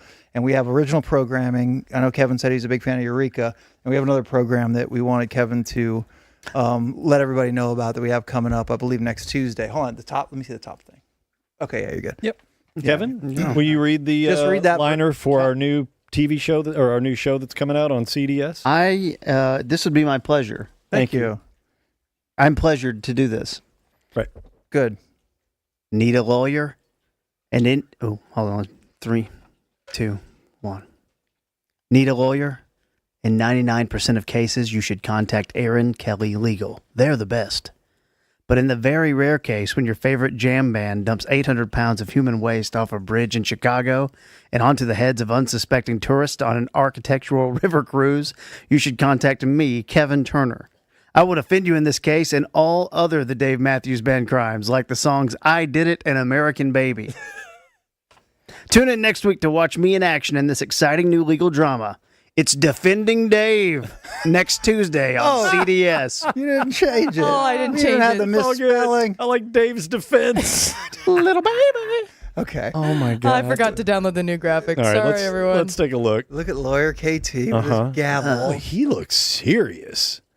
And half asleep. Defending Dave. And there's the tour bus. For the record. Farting. Fuck, what? Who's hanging out of the tour bus? Is that Dave? That's Dave. Oh, okay. Holding And up this a number. is the exact bridge. Holding up a number 2 for some reason. Caution tape. Go ahead. His Defend. bus is farting. I will say. Show them what they're going to get on Tuesday night. Tuesday night. Defend Dave. If you do a little deep dive of who was actually in town at the time of the crime, you will come across 2 noted music artists. One, Linkin Park, and the other one, Snoop Dogg. Now, while the Dave Matthews Band did take Snoop Dogg, his crew ain't making no boo-boos in the tour bus. I can tell you that. No. all the buses were pretty much the same model, and if you go and look at it, what happened is, and there's been a mini documentary that's been made about this. The guy whose bus it was alleged was for the violin player Boyd Tinsley, which is he's got a tricky history as well. Don't look up the story of the dirty socks. You don't want to know. But that guy did plead guilty, take the hit right now. But in an interview as little as 2 or 3 years ago, he's like, it wasn't me. And he was like, 800 gallons. He said, my bus would only hold 40 gallons. He's like, my bus would not hold close to 800 gallons of waste. They have images of the license tag on the bus. So what happened is there was a week. It took a week for them to identify it. And I mean, I know what you mean. And that's a tricky part, right? But I think it was the mayor or it was the city manager or whatever. After a week, like they needed an answer, and they went out and said the Dave Matthews Band. The Dave Matthews Band had a show in Wisconsin that night, though, so they weren't driving through there. They were at Alpine for a 2-night stand, which is close to Chicago. I'm just saying, Linkin Park was in town driving the same bus. Snoop Dogg was in town driving the same bus, and the guy who drove the bus was like, "Dude, the bus holds 40 gallons." Now, another thing is, has anyone ever thought real hard about how much 800 gallons of poop would weigh? Probably 800 pounds or 800 gallons worth. 800 gallons of poop would kill you if it hit you. Not all at once. If released in a spread. It's trickling. Yeah, it was diffused. It went through the grates. Yeah, diffused by the grate. It went through the Chicago diffusion grates. I didn't know until today that it sprayed an architectural boat cruise. Got 'em. Which I went on. I've been on yeah, one you too. did. I've done Yeah, it in the last year. It's amazing. I'm sure that's a tour guide fun fact now. You get to see the Wilco buildings. It is Batman. The Batman zip line scene was. And A gallon of water weighs 8 pounds. Okay, so there you go. So adds like a a billion. little more density to that. So a gallon of water was 8 It's pounds. over 3 tons. of Yeah, crap. someone would have died. I'm just telling you, like, it has become, and no disrespect whatsoever, it has become a form of LCD humor, of low-hanging fruit humor, to go, oh, they have poop on the bridge. I'm just saying. You just say If you do the research like I did, you're pretty much burning the whole pilot to next Tuesday's Defending Dave episode. Yeah. That's the pilot. But episode 2, ooh, are you ready for the twist? It involves the dirty socks. I cannot wait. There he is in Dave's defense. You know, I don't trust him, but you know who I do trust, Mikey? Bam! Our good buddies Jeff and Matt over at Jam Roofing. Their slogan is totally radical roofing, and they ain't lying. Their website is jamdfw.com, as you can see right there on the lower third that Madigan just put up. A little bit about Jeff and Matt. I think collectively these guys were cops for like over 25 years. One of them, I think, is still in law enforcement. Yeah. So you know they're squared away. Yeah, Matt still works in law enforcement.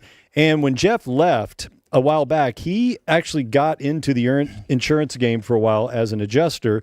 So having him on your side when you're getting your roofing done is kind of like having someone that used to work for the IRS is acting as your accountant. Perfect. They know where all the bodies are buried. They know how all the tricks that insurance companies use. And more importantly, they know how to navigate you through that entire process to get you exactly what you're rightfully owed by the insurance company. And they have concierge service. So that basically starts the second you pick up the phone to call them. They handle every aspect of the process, so you don't have to stress through the claims process. You don't have to haggle with insurance companies. They handle every single bit of it. Like if you're a roof genius, maybe go to wherever you want to go. If you're a regular schmuck like me, you want someone to kind of handle absolutely everything from the moment you call them and take care of the insurance angle that intimidates the hell out of me.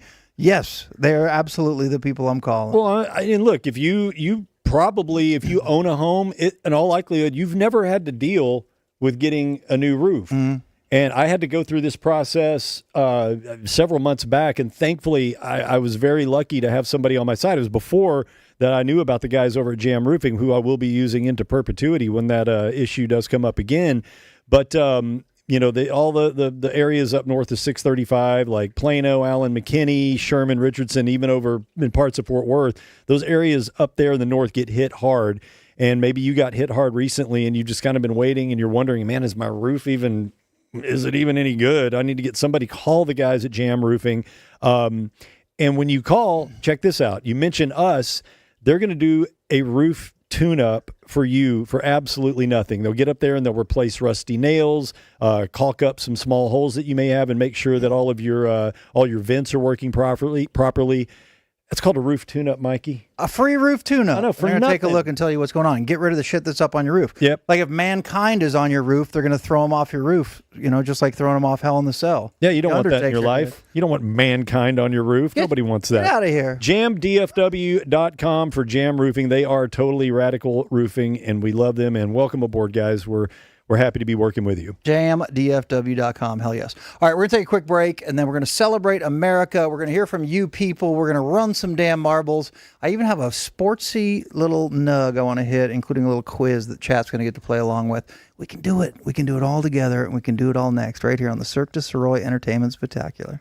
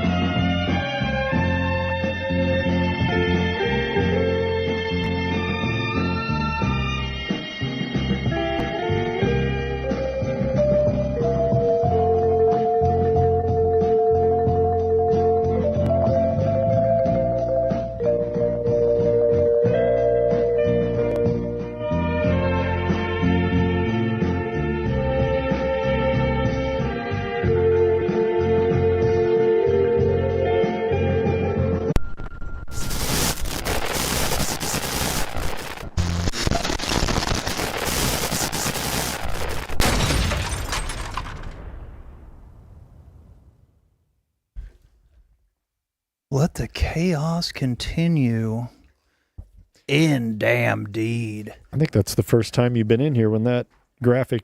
Well, we had is time shown. to pee-pee. I know. I extended the break. You're welcome. It was an Mikey. extended break, and our live viewers are probably like, what the hell was that? But Or they're happy because they wanted to go TT. everyone go pee. Yeah.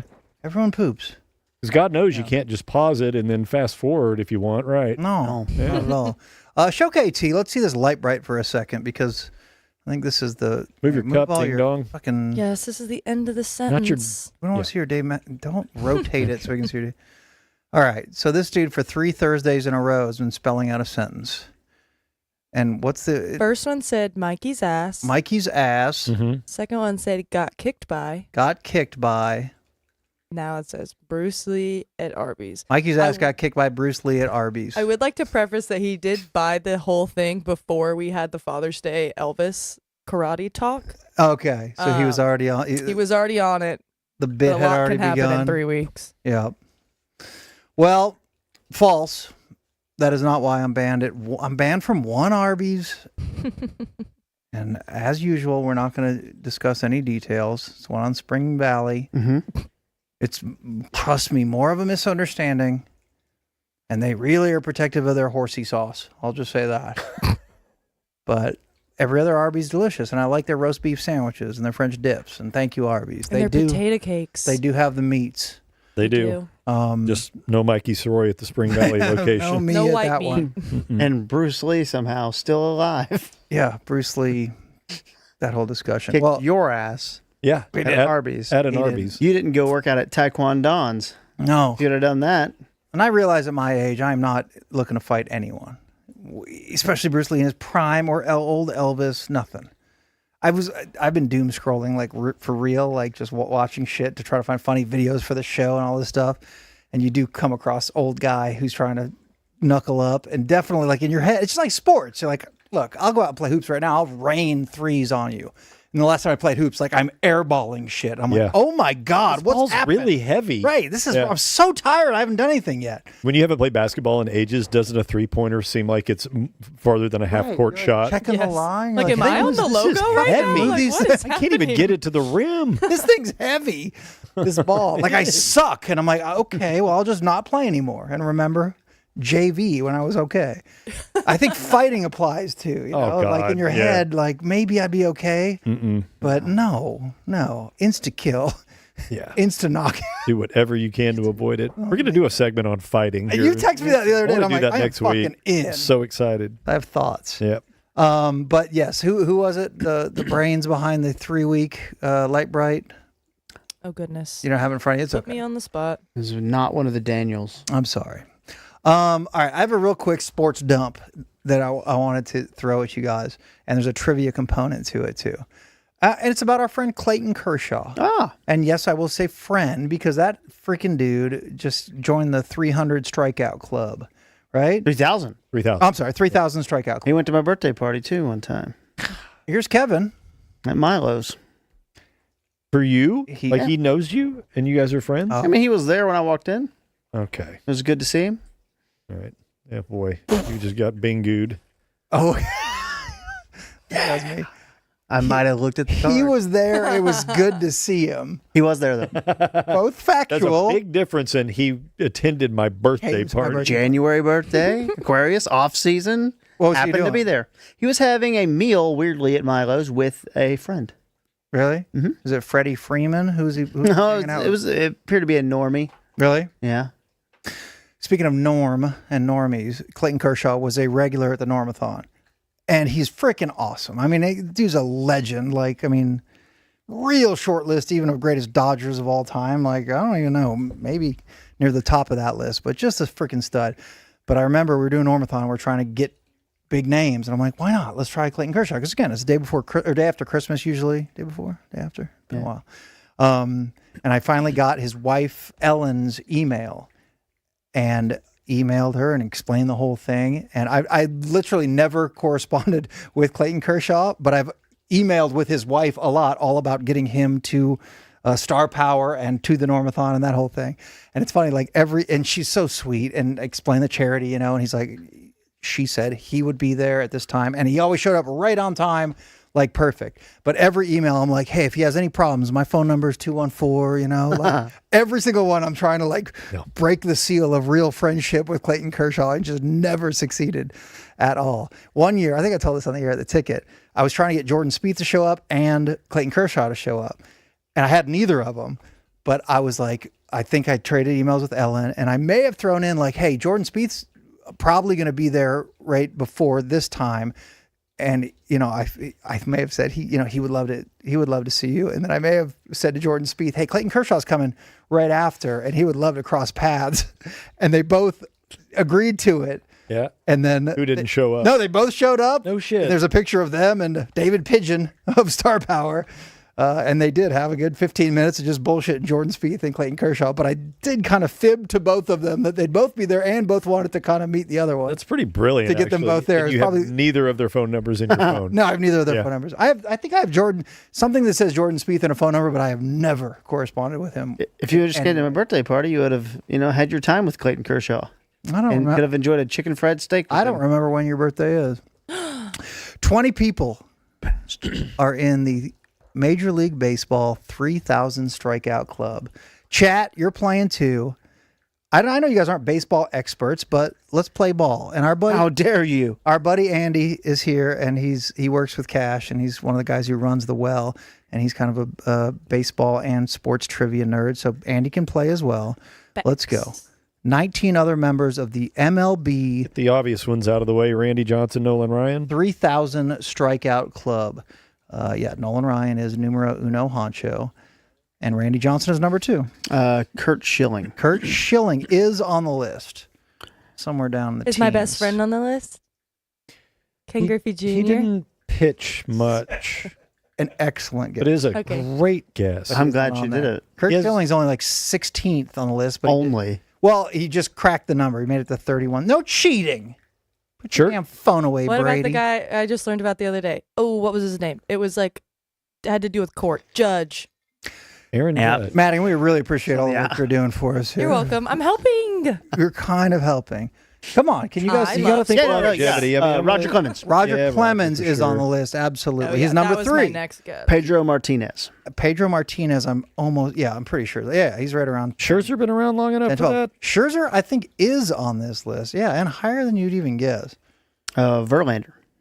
Verlander is on the list. Yep. Verlander and Scherzer are almost right next to each other, right in the middle. See, we're going to have problems when we have to go to the oldies. Yeah. Fernando Valenzuela. No. Goose Gossage. No. But that era is definitely represented here in the 3,000 club. Steve Carlton is number 4. Yep. So you guys got Nolan, Randy, Roger, Steve Carlton. That is the first 4. That's enough. And you have a few more. Okay, I think I did this last night. I thought this, and I did it in my head. Yeah. I think I got like 7 or 8. Like I didn't do, but there's some old school names that you Maybe can. some old Yankees in there, maybe. You can play. Bob Gibson. I don't know if Bob Gibson is on there. How about my guy Raleigh Fingers? No Raleigh Fingers. Bob Gibson absolutely is. He's like number 15. CC Sabathia. CC Sabathia, excellent. He's got 3,093 strikeouts, so he barely made it. And there's 2 guys behind him. One guy's obviously Clayton Kershaw, who's exactly 3,000, and one other legend of NL East back in the day. NL East. Maddox. Maddox is on there, but he's like 11th. He's better than Smoltz Glavine. Smoltz. Okay, there we Glavine go. didn't make it. Smoltz is 19. He just barely got on the list. I remember this guy as a more of a pitch to contact guy, but he had a good run and then he died in the Gulf of Mexico. Roy Halladay. A lovely tribute to a terrible tragedy. Roy Halladay did not get to 3,000. I think you were trying to make a joke. No. Check chat, Madigan. If they're cheating, that's one thing. No, I've seen a couple, but y'all know I don't know. You got any more? Cy Young. I see that name a lot. Sandy Koufax. Ooh, not on there. Really? That surprises me. Not on there. They used to go like 10 innings too. I mean 9 innings. There is a former Ranger, not Nolan Ryan. Someone said Kenny Rogers has 3,000 camera hits. Okay, that's a callback to I our like last that. show. Former Rangers on there? Yeah. We must have. Bert Blyleven, excellent Wow, that's work. really good. I didn't say him, and he's number 5 on the list. 3,700 strikeouts. Bert Blyleven. Bert Be Home Blyleven. Okay, Berman. As Boomer might say before he tells Leather that you're with me. Ferguson Jenkins? Ferguson Jenkins. And I did include that as the former Ranger, right? Yes. Okay, there you go. Fergie Jenkins. Is that it? There. So we're pretty close Vita here. Blue. Boy, Danny wants out of this game. That it? 2 Foot Jones? You guys did all right. How many more are we lacking? I don't know. Any super old ones like from the 30s and shit? Yes. There's one who 1907 is when his career started. Oh, But I mean, you know. Soggy Pants McGillicuddy. Okay, Soggy Pants McGillicuddy is on here. He is on here. Soggy He Pants. was a southpaw from Philly. This is an old one that I did get. He retired in 1927. Old name. Stud, though, I guess. Walter Johnson. Yes. Remember that? Yeah. Oh, yes. Train. All right, the ones you didn't get. Tom Seaver. Maybe you should have got. the Fucking gas can. Don Sutton. Yes. Gaylord Perry. Of course. Gaylord Perry. Duh. Phil Necro. Phil Necro. I was about to say Phil Necro, and you got Phil Necro. You got Pedro Martinez. Thanks, Mike. And then you got it. Got excited. And you got it. Bob Gibson, no one said. Yeah, no, Andy did. Did you? Yeah. Schilling, Sabathia, Smoltzy, and Clayton Kershaw. Look at us. Welcome to the club. Dancing about the diamond. Welcome Look at to us. the effing club. All right, last thing on sports. I want you to play that video. Is that what you're about to do? Yes, because Awesome. I mean, anytime you can play the dulcet sounds of Vin Scully speaking into a microphone, you can. I saw this on Instagram, and I'm just like, holy shit, because it's era leaking into new era, and I think the audio will speak for itself and the video.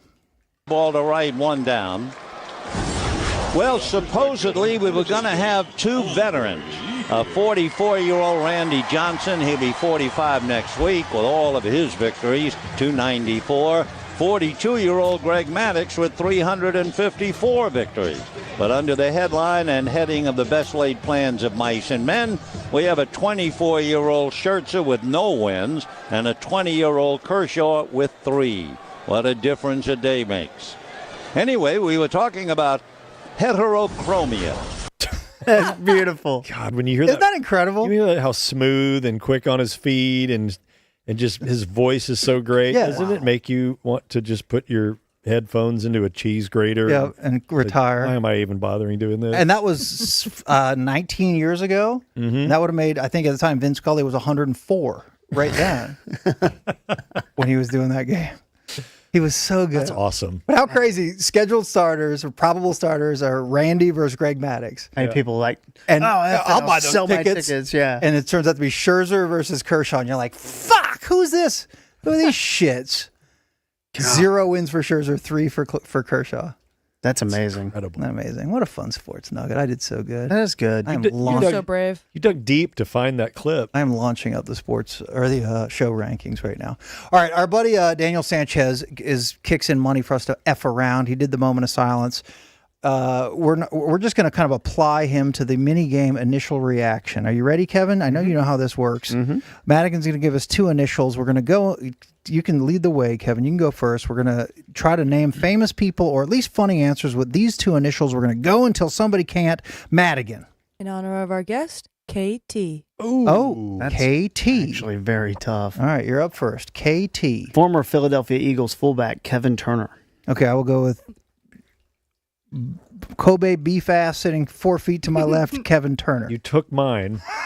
Just say it again. There is one more, I think. There is. Let's go with Kyle Titty Booger.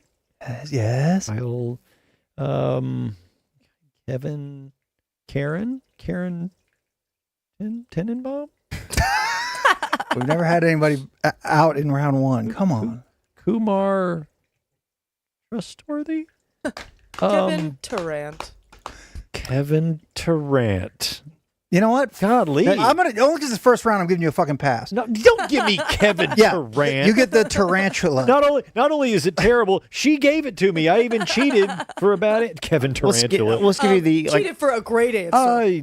Not a bad answer. This guy's like the third guy at Microsoft for many years. Kevin Turner.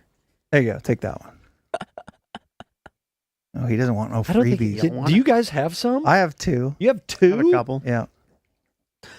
All right, that's correct. Danny's still in. Kevin, you're up now. My little brother, Kyle Turner. Fuck off. Fuck off with Kyle Turner. Yeah, he's not as famous as you. I'll take Kathleen Turner. Ooh, Oh, very that's good. That's the thing is Turner. It's got to be somebody with Turner because there are no other last names than Turner. Let's go with Kate. Oh, Kate Beckinsale. Guess who's eliminated you? Shit. Get out of here. Go ahead. Kurt Thomas. Ooh, gymnast. Oh, I went to Kurt Thomas as a youth, and then they told me to not coming back. And it was a gymnastics facility. Yeah, it was a something? gymnastics studio, and they told me to not They come back. kicked you right out? Yeah, I was Kurt too Thomas. tall. Oh, really? Mavs and For tumbling? Heat forward is what I was. Oh, that's when you meant? Okay, cool. I'll take Kurt Thomas, the Olympian, who was the star of Jim Cotta. Shit. One of the greatest films ever made, Jim Cotta.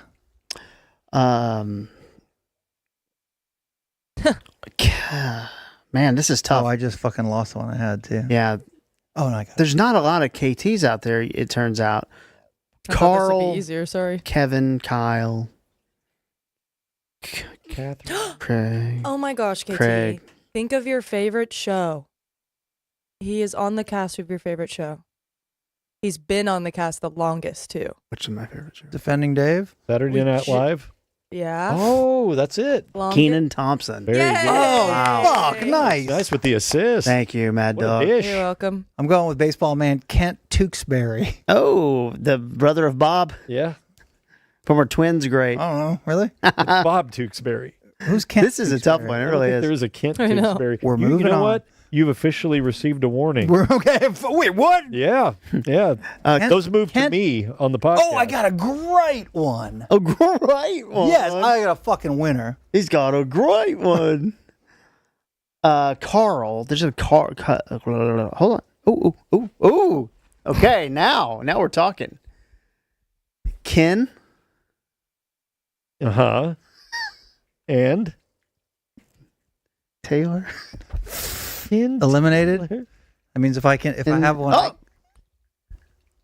King Torres. Ooh. You know what? No. And You said Nate Tewksbury. I said I'll take King Tut, which I didn't even need for the win. I'll take get ready to cream your little basketball shorts. I'll take Kelly Tripucka. That's a good one. Boosh. Yeah. It's a very Hear good. that? Oh, Hear see, that? now the peanut See? gallery's just. They're rolling into Yeah, each they're other. all so smart when they have Chat GPT. Yeah. Look at them go. Look up the famous KTs. I'm only looking at the chat. Don't whisper. All right, there you go. Oh my gosh, yeah. Who did we miss? He's a freaking maverick.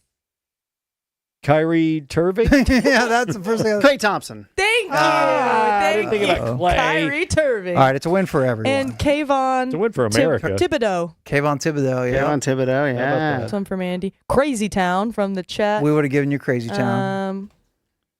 Let's see. Killer. Kent Colby? Yeah, I remember that. I name. looked it up and I saw some golfer, but he looked like a no name. Go ahead, say Oh, it. Kevin like- Tway. Yeah. Oh, yeah. Not a no name. Son of Bob. No The name to great me. Kevin Tway. All right. That's a win for Kevin Turner, we'll call it. Thank you, Daniel Sanchez, for playing There you the go, game with Kevin. us. Thank you, Daniel. You want to win in life? Get your ass a house by a lake. Right? I can't afford that. I It's can't either. expensive, Well, I really right? can't, but some people can. And if you can, our friends at BG Development Group, it's Rich and Grant, Possum Kingdom Lake. They're about to have a massive event, and you can do it, man. You can live this damn Texas dream, especially if you're like new to Texas and you're like planting your roots and you're like, this is what we're going to do. I got a house here and I want lake living. They can make it a reality for you at BG Development Group, Rich and Grant. They have a phone number, 972-945-0870. And this is what they're pros at is these giant plots of land and making them affordable as this whole Metroplex continues to expand. You know, by the year 2100, the Metroplex is going to be the largest Metroplex in the United States of America. It's going to connect with Possum Kingdom. It's going to be, you're going to be in the middle of the Metroplex if you have a house of Possum Kingdom. Yeah, pretty much. What do you, I see on your notes over there that you can get in for 39 grand. 39. Okay, well that makes me a big fat liar because I can't afford that. I still can't. Yeah. Now that severance has run out. Lakefrontlandtexas.com is their website. But again, that number, it's on the screen right now for real.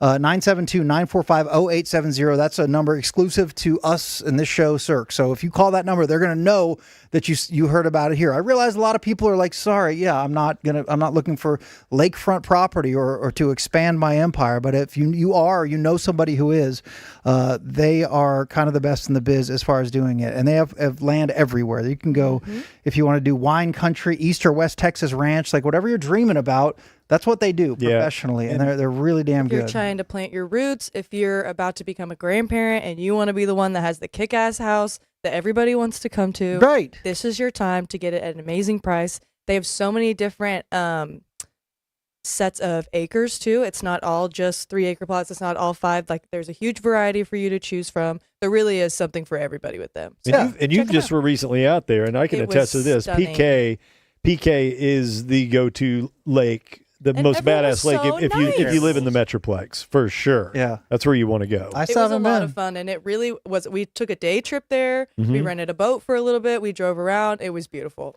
10 It's out of just 10. like, I mean, not the Metroplex is great, but if you want an oasis that is like closer than you think, and maybe to own a little slice of heaven out there, they can do it. BG Development Group are the guys who can do it. Lakefront, PKL. And it's not been available. A lot of these plots have never been available. In the next 2 weeks, they have this massive sale that, again, just put in the back of your head, man, if you're interested in any way. Lakefrontlandtexas.com is their website. And again, that phone number is ours, baby. So 972-945-0870. If you call them direct and just ask questions, if you're curious in any way, man, they can take care of you. Rich and Grant are good dudes. Yes, sir. And why not, man? Live that lake dream with BK Development Group. It's America's birthday, boys. 249th, baby. Freaking out? Yep. What are you guys doing this weekend? Anything planned? Kevin, you're the one with a real job. What are you doing with your extra day off? Getting to blow some stuff up in a field because there's no burn ban. So it's on. I mean, it's on. You're from Olney, Texas. That does have fireworks written all over. Hell Oh, yeah. yeah, man. Yeah. There was supposed to be a rule out there in those little towns. I grew up in a little town, maybe not even an hour from Kevin. And they said, you could buy the fireworks. You had to go outside of the city limits. The fireworks stand would be, and I'm not kidding, literally on the other side of the city limit sign. Like right there. It could not be any closer.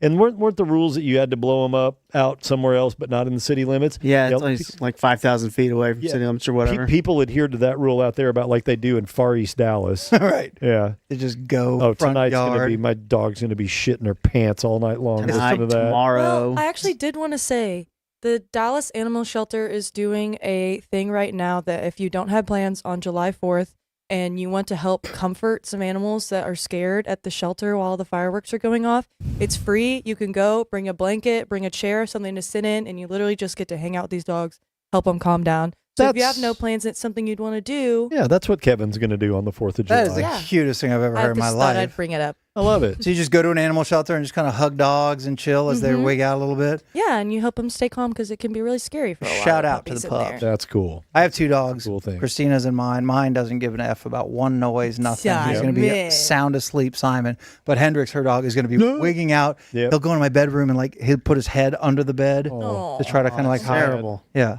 terrible. And he sees you under there looking for old cocaine. Yeah, I think I left my old cocaine down What's here. up? Hi, Dad. It's weird too because it's on a weekend. Old. I don't know. There's got to be some around here somewhere. There's not much old cocaine on planet Earth. How does it hold up?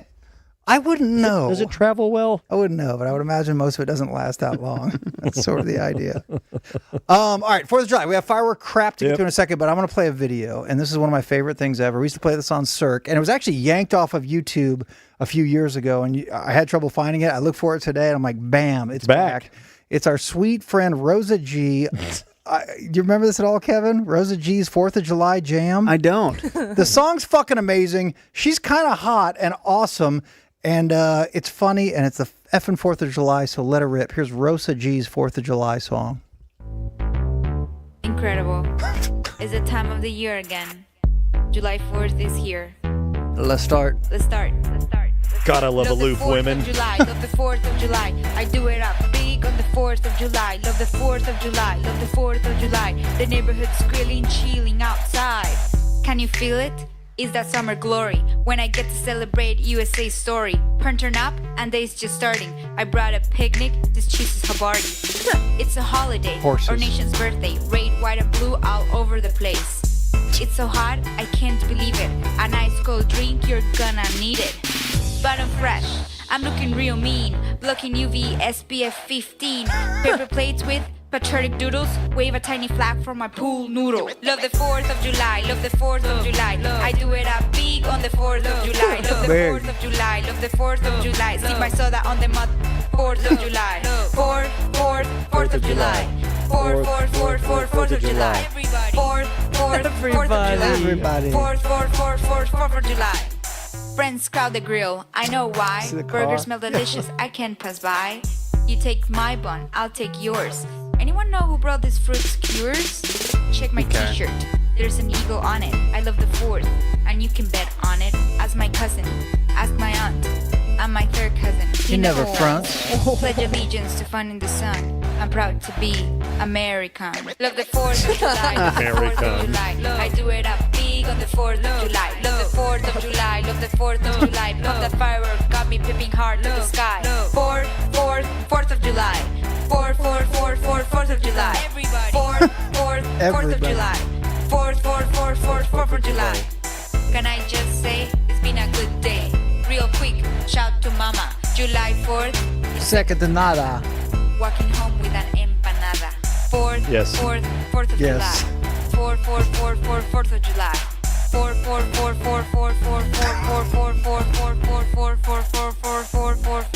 4. Stay cool. Okay, cool. Fantastic. You made me rip that video earlier so we could play it, and it just reminded me of the weight of my heart is a Latina woman that looks at you like she can't stand you. Yeah, that's like her. That's Rosa G. Yeah, that's Rosa G. Yeah, stay cool. This is where you went and camped out outside that Bad Bunny concert. Lawn chair Danny at the A's. DJ me pregunto, where are the ladies at? Donde está la chicas? Weird. He's sitting out there 100 feet away from his old employer in a lawn chair. Lingering. Mm-hmm. How was the show? Oh, God. He loves Bad Bunny. I actually, Bad Bunny. real quick, I was at my wife's family. We always go to their place on the 4th of July, the 4th of July. And I'm always like, we need to bring something. Like, do we need to stop and get fire? I said, no, they'll have it. They'll have it. Yeah. And they always do. And there'll be one scare, maybe two. There'll be one or two scares. I really just kind of watch it happen, but someone will almost catch on fire. Really? It's beautiful. Yeah. It's a tradition like none other, really. Firework related? Or? Yeah, absolutely. Just kind of staying in there too long because you're trying to get that third artillery shell lit. Right. The first two, hold on, I got a second. God, and growing up in small towns, especially when I was a kid, being older than you, Kevin, like kids were allowed to do whatever the fuck they wanted. I mean, we would incorporate gasoline into our 4th of July celebrations. I've seen videos of that. My friend's dad ran a fireworks stand, so like it was seasonal. Clearly, back to the source. You'd go work. Like knew all the stuff about the fireworks, knew all the information about it because you could go hang out there for a little bit. And he was like the type of guy who really liked putting on a show for people. So then he'd go out to the lake. And I read this today in the Dallas Morning News. If you have over 50 people at your firework gathering and you don't have a permit and insurance, then you can be arrested. Really? And so does your wife's family have a permit? No, but we don't get to over 50 people, but it's just under 50 people. It was Mid-40s. a Mexican joke. I was hoping you got it. I do, but it's sensitive times. It is sensitive times. Yeah, especially with the big bill passing and everything. Big beautiful boobies. The big beautiful balls passed. I don't know how fireworks are legal, really, in any way. They should be giving everyone access to tiny bombs. Right. I find them to be tiny boring. bombs. Yeah. And no oversight, like just go. Yeah, just and you go. can put them together and make big bombs. People do. Oh, yeah, they do. Yeah. Especially 10-year-olds in Rock City. Right. Oh, my With God. no supervision.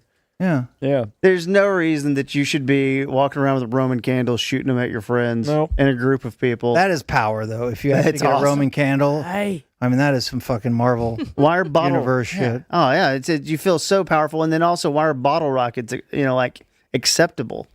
Like it's just a little brisk of wind. Yeah. Brisk. A little wind comes through, and your little Coke bottle tilts over. And then bottle rocket into eyeball, someone's like eye. silver bullet. Yeah. Done. We're lucky to have all of our fingers and eyeballs. I'll never Jason light. Pierre-Paul. Yeah, of course, JPP. I mean, an incredibly good football player blew off 80% of his damn hand. Well, speak for yourself, Danny. Oh, Okay. Kevin. The most famous 4th of July firework. It was not even a disaster, just having a little fun. So our friend Terry, who had some trouble with his motorized vehicle, why not show it? We can show video. Hey, hold on. He gets his own float. It's more in the his hotel narrator over in here. this one. Oh, but- yeah. Terry don't give a fuck either in this video. Two cars come two different ways. Here you go, there. Here you go, Terry. Guy in a wheelchair lighting a big old box of fireworks. Bag up, Terry. Put it in reverse, Terry. Put it in reverse. Oh, Lord. Look at Terry. Terry's laughing. He's What you doing, Terry? Terry, what The last laugh. Oh no! Keep playing it because the last laugh. That was it. Oh really? Yeah, that was it. Because the guy filming just has a final laugh. Oh, shit. Put in reverse, Terry. Come on, Terry. Man. They sell T-shirts. Put in reverse, Terry. Back it up, so Terry. good. Perfect. So good. Terry, oh my God, Hey, Terry. Speaking of fireworks explosions, did you know that there was a big explosion? I think this happened in in California, San Diego, right? It was around there. I'll tell you what makes this even funnier. It's not funny because I think there's people that work there that are actually missing. Okay, Jesus. Yeah, it's not hilarious, but look at this explosion that happened in California just a couple of days ago. And you see the black smoke, so this is not a good situation. Okay, yeah, you can absolutely see the on the left of your screen. This is catching right now. So I we saw just a want to POV of remind you, this. you're watching the KCRA 3 News at 7. Listen to the news now. You saw it coming. You saw it coming.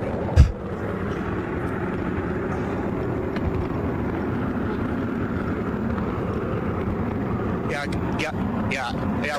We're fine.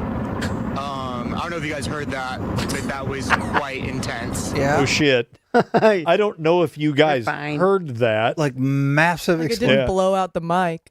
I saw a bunch of POVs of this, and everybody in the surrounding area got really scared that maybe it was like a political bombing or something. Understandable. Like, yeah, That looks like a completely fucking rocket understandable. coming in. And you go outside and there's a mushroom cloud in the sky. Yeah. I would be scared too. Terrifying. It's no coincidence that this happened in California in Yolo County. Was it really? Yes. Oh, it's real? Yes, it's a real county in California. That's where that happened. There's, and if there's people missing, obviously terrible. But The newscast is.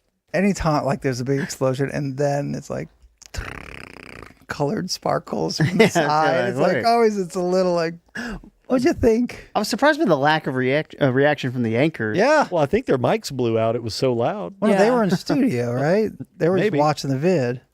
And the lady wasn't even paying attention. She didn't. She was looking away, and you could tell she got on. Check Instagram real quick. Yeah, probably looking at her phone. Here's a minor or a mini version of that, a miscalculation, I think, on lighting one in your front yard when it accidentally shoots into the box with all the other ones. Oh shit! Oh, yeah, and then Who did that? Who did it? what the Oh my god! Oh my god! That's all of them. Thanks, Dad. Holy crap! It's so insane. It's amazing. It is. I will never light another firework in my life. You know, I have no interest. Don't care about it. I'm good. My friend got. Give me the drone show, right? Yeah. Oh, dude, drone show. Yeah. All day. The drone shows are great. And Use it's the kind of sky. taking over, and they're going to put these fireworks stands out of business at some point, probably. Little firework. But he was probably 11 to junior high age, I would say. But a friend of mine got his face blown off. Now I was not there at this whole face? this event, but apparently it had rained earlier, so the box of fireworks was a little wet, and he lit it, and he started to look over it, and then boom in his face, and he had, I mean, dude, it's crazy. His face looked like wax for about 2 weeks, and his skin came back. He healed. And it healed, but he looked like wax in the face for a couple weeks. Jesus, it was insane. He also got drugged by a tractor one time and broke his leg. Multiple injuries. Real wildcat of a guy. Real defying the odds. Only an Olney, man. Yeah, very much an Olney thing.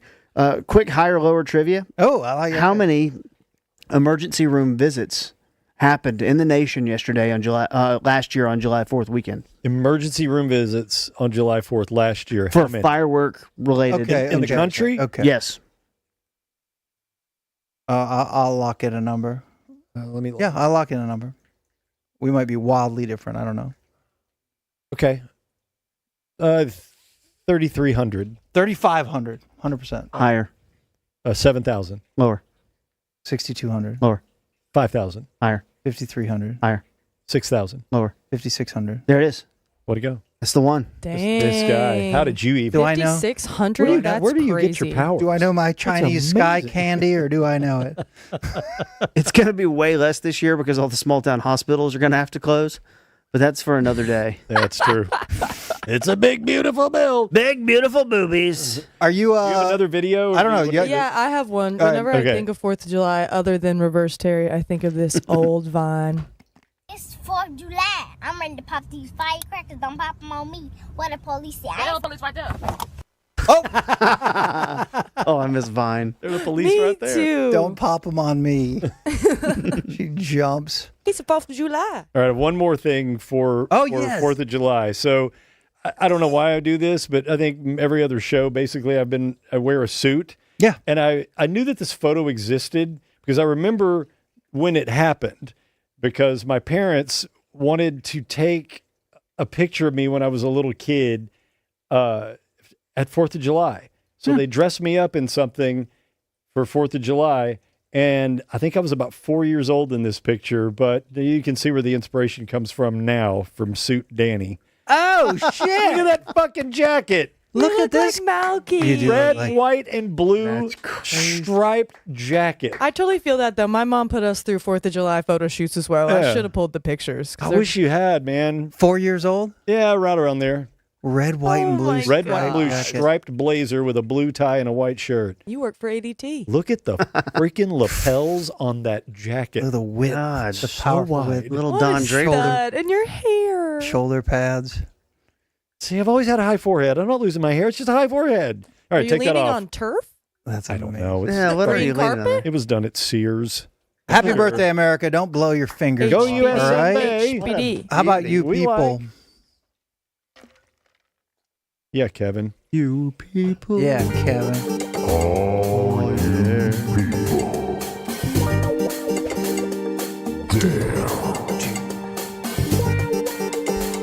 You motherfucking people.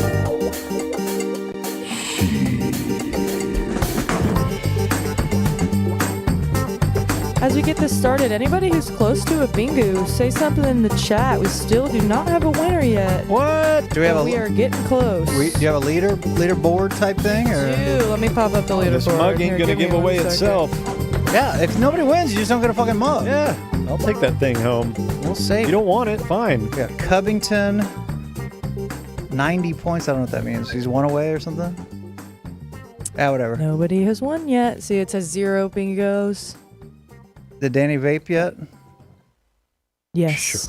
Sure. You're minute 3. All right, it's you people. It's where you guys ask questions if you like. And I think we have an audio component to this because we do have a shit hot Discord channel that you can also join. And now you can leave voice questions. I don't know how you want to start this, Matt. Are you going to do voice play? Yeah, so I have a couple over here.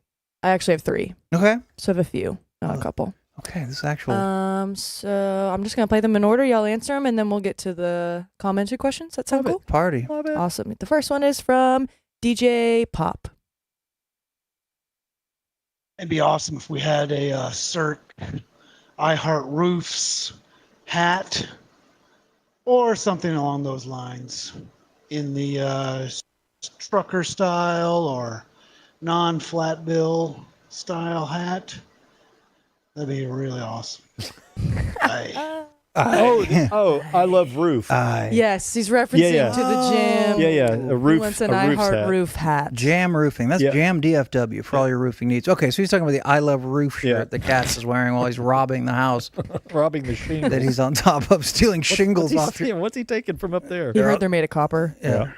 Well, E6 Sportswear, Raymond, those are our guys. We did the T-shirts. and we're not looking to just sling shit all the time. But a black I Love Roof hat would be pretty ridiculous. Might sell in Comic Sans, no less, right, Madigan? 7. Oh yeah, of course. How many I Love Roof hats are you really gonna sell? What if Jam Roofing adopts that as their their merch, That's their whole merch roof. thing? Possible. People are wearing those. All right. I appreciate that the guy put a shot on goal there, though. You On know? what? I put a shot on goal there. Yeah. That's all it's about. All right. I like it. He hit the cross pipe. Creative thinking. Our next one's from Texas Carter. Uh-oh. Hello, boys. My question is specifically for all of you. After the Freak was disbanded, how long did your insurance last? Did it last long enough to have the knives removed out of your back that one Kevin KT Fun Tweets Turner placed there as he rode off into the sunset to enjoy a luxurious lifestyle of afternoon drive time radio and podcasting? Thank you. I'll stop recording now. Okay. First off, I want to declare Texas Carter as officially funny. He's a hero. Oh, he's great. Officially funny. You did it. Because he supports us with everything. Yep. Does the tip jar and all this shit. I saw that in him years ago. But that's funny. Especially, I want to direct this question to everyone. All of you. Specifically, all of you. All of you. Specifically to all of you. That's a funny man. My insurance lasted 1 month. Yours did too. Yeah, and then I got on Cobra. It was 30 days Jesus. after we were fired. They let us carry our insurance, and then I've been sucking the milk out of those Cobra fangs since, and it ain't cheap. You were still on that? Yeah, I know you went to I switched Obamacare. to Obamacare, I guess. How much cheaper is it than what you were paying? A couple $100 a month. Couple hundred. Yep, I think. I need to do that tomorrow. Can you do it outside of open enrollment or whatever at the end of the year? Man, Okay, this I is just one of those gave him conversations I'm narcolepsy. glad I don't have to take part in. I have narcolepsy. Yeah. I just got narcolepsy from Kevin. He said it's a narcolepsy. say- This is our last audio. God, I message. miss talkbacks. Oh wait, we have a bingo. Hey! Whoa! What did we just hit? We just hit one? Yes. Oh, it's doing the Who is it? 3, 2, 1s. Cade Cunningham? Third place, second place. Oh, second place, Covington. All right, Covington. Paddington. No brother. cup. Vin Green. Green. Whoa, Vin Green crush. That is an effing winner. Love it. Go I think ahead it's a and Ving send Green. your legal name, shipping information to this email, and I will send it to E6, and we'll get you your cuppy. Congratulations, Vin Green. Way to go, Vin Grames. Green. That's our official show email, cirquedusroy@gmail.com for real. Anything you need, questions, if, curious about possibly sponsoring, we would obviously love adding new sponsors. And if you have any inquiries about that, please hit us up. One more voice thing or no? That was the last voice. Okay, thing. amazing. I know Oh, we wait, have. did I play that? I think we have 3. Oh, wait, no, we had a bingo before I Yeah. got distracted. Here's the last voice thing. I would be able to die happy if Mike and Cash did a retrospective of the history of all of their sibling bet payoffs. I remember I was listening to The Freak one time, and Mike went over a couple, and I was laughing so hard. One that particularly made me laugh was the loser of a certain bet had to wear a ring on every single one of their fingers, and it made me laugh so hard. And I would love if you guys would go through the history of all the bet payoffs you can remember, because they make me laugh so hard. All right, bye. I love that. That's good. Thank you. First thing, sounds amazing on Does. Discord. Clean as a whistle. Thank you. That one was from Udo Ding Schneider. Okay. I have a couple like old notes in my phone and old lists of crazy ass bet payoffs. The funnier ones are the ones you don't do. Like I remember one was like, all right, whoever loses, if I win the PGA championship bet, you have to quit your job and join the Marines. Like we had different categories of like insane ones and then actual real ones. I know Cash had to drive shirtless for a week. Did he actually do it? He at least took a picture of it. And the one I told you too is like, you have to buy a Nazi flag online, and then you can burn it or throw it away. I just want it on your record that you made this online purchase. I don't even know where you would get one. I don't know either. Yeah. But you have to Google it and find it. And He dies in a weird way. put your credit card info on there. And then you can proudly burn it or whatever you choose to do. I don't care. You die of a stroke just as the Amazon guy's handing it to you. Oh, fuck. Hang it up. They have to pry it out of your cold dead. That's always a What part is of this? your obituary. Yeah. In 2005, though, he bought a Nazi flag. Strange. We can do that. Yeah, we can do that. I definitely have a couple funny. of very long lists of insane bet payoff. Well, that that does make me miss Talkback, so I'm glad we can do that. Yes. Join the Discord if you want. Participate anyway. I'm trying to get on there more often and have a little fun, but it's very, very cool. All right, you got a couple chatty boys? Yeah, I'm looking through the paid ones real quick, making sure there was no questions in those. I think it was just nice comments. That's good. Okay, if Mike and Cash both got birthed out as girls, would Cirque du Sirois still exist? And what would it most likely be about? Jesus Christ. Probably makeup and shoes. No, I'm kidding. Boy, it would be me in the middle of an ugly woman sandwich. That's for damn sure. Fido's beautiful. Don't say that. No. I'm just saying. hell, I'm just talking. They look exactly the same, but they're women now. Yeah. Yeah. I always thought if I was born a girl, I'd be super ugly, but I'd have giant tits. So they'd kind of balance out. I don't know. That's Big, beautiful boobies. what I figure. Yeah. And Cash would be more perky. Yeah. I hadn't thought of his. You ever really thought about what your brother's tits No, would look like never if he was a once. woman? Never once. You Who would have the better ass? You will tonight. I don't know. Maybe him. It'd be Cash because of the calves. Yeah, he's got great calves. He looks great in He does have heels. great calves. Yeah, in heels. he would be You're just very- kind of dumpy, but you got a very sexy. monster rack. Yeah, big old rack. Slutty. Yeah. Just hanging out at 2:05. Anyone? Anyone? Yeah. Oh my gosh. Unbuttoning a button. All right. One more. Does it do anything for you? One more. Jesus. God damn it. Boys, how did Hall of Famer Gaylord Perry get his first name? Just read the punchline. I'm sure there is one now. No, that was it. That was the whole question. I don't know. Oh, that is an old joke of some kind, isn't it? On the ticket or something. It's not one I've heard before. I think Do you know the punchline? Gordon asked him Okay. and like walked right into a trap. Oh, that's right. Because he had he or his dad or something had a war buddy who died, and they named him that. Okay. After he died in his arms. Okay. Yes. Okay. There you go. We Okay. worked it out. Yeah. My question to Dingu, what happened to the cat that lived on the patio of the Twilight Lounge in Fort Worth? I believe it's still there.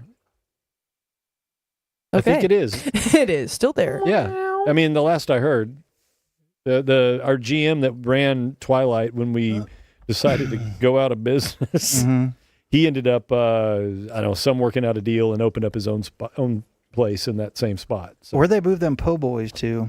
I don't know. I haven't been out there. Those fucking po' boys were I amazing. know. Inside the Twilight Lounge of Fort Worth. Yeah. With the debris. Yeah, the roast beef with Roast the debris. beef po' boy so was good. fucking Legit. KT, what are your weather models for the 3-day weekend? Nice out tonight, shop door open, and nice breeze. Yeah, no, it pretty much nailed it. We're gonna be it's gonna be seasonably mild. Usually we're gonna be in a burn band this time of year. We've got a little rain this week, and that's led to some cloud cover, humidity. It's gonna be hard to breathe out there, and I will say, watch out for the skeeters. So make sure you pack your off for all your backyard grilling with your family on July 4th. But my model's right now working fine. I had to get them rebooted because it got so damn hot last year, it burned up my models. Yeah. His models got fucking torched. Yeah. It's like, oh, God, too hot.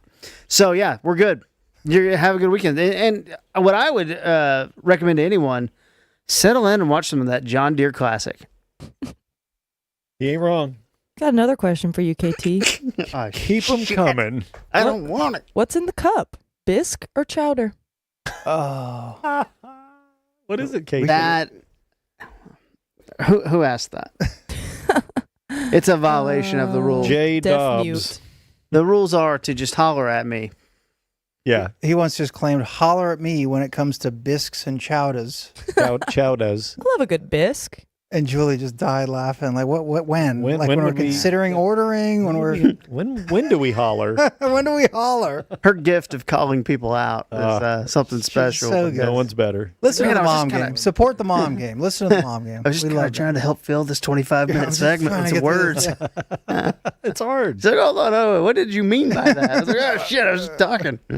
Okay, I feel like this is a good one to end on before we go into marbles. Yeah. Mikey, Yeah. if you had to kill Danny or KT, who would you kill and why?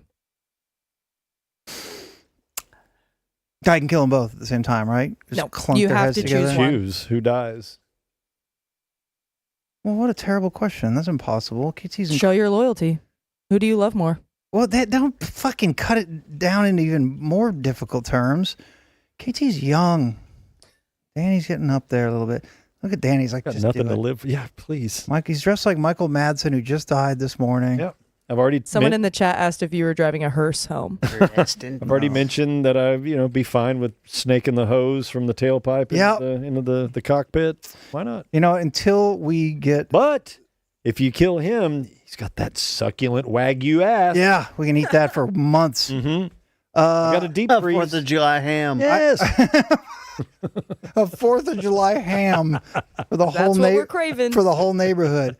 No, You can feed your wife's entire family with your giant ass. I really want Cirque Du Sirois, this version, to work. And Danny does a lot of work behind the scenes. So KT, you're a fucking dead man. That's all right. Sorry. Blam blam. Because if you took out Danny, I would have to raise Malcolm, right? I would have to true. step in. Yeah. I don't think I'm ready for that. Mikey just doesn't want to have to create the social media posts. Can't do it. That's what it is. Cannot do it. Vitatime was the first person in marbles today. Really? She's already in? All right, this is the last thing we do. It's a marble race. If you're on Twitch, you can play along. It's a marble race. Those on Twitch, simply press ! play, and you'll have a marble in this race, and you let it rip. And you try to win. And when I say try, don't do shit. Just sit back and hope your marble wins. Easiest thing in the damn world. If you're on YouTube, you can't exactly do it unless you jump over to Twitch and then create an account, as the instructions do say. Let's see what kind of track we're looking at. What do we got tonight? Oh my God, look at these athletes lining up, loaded for bear. Oh, I'm getting in this thing. Danny, you're not getting in? Yeah, I'm in there. I'm signed in under in the there? Cirque account. You are? Yeah, I don't remember my password for the other one. You can join from here. That's okay. So Cirque du Sirois could win this race? Here's what our track is looking like, men. I mean, yeah. But it looks long and winding. I like it. Long and Last time winding it ended too fast, and No, so I it was felt like perfect. I needed to find a good I kind of marble. got to pee again, so a short one would have been fine, but Okay, well, it's fine. oh, Now, this is good. alarm me of that next time. Yeah, I'll give you a little head nod. Yeah. Do the Cut my camera, cut it. 10-second track. Cut it. I've 10-second track. had a second place finish and a top 10 finish so far this year, Whoa, whoa. which is good enough to get me, I think, on the Ryder Cup team. Yeah, you're Keegan.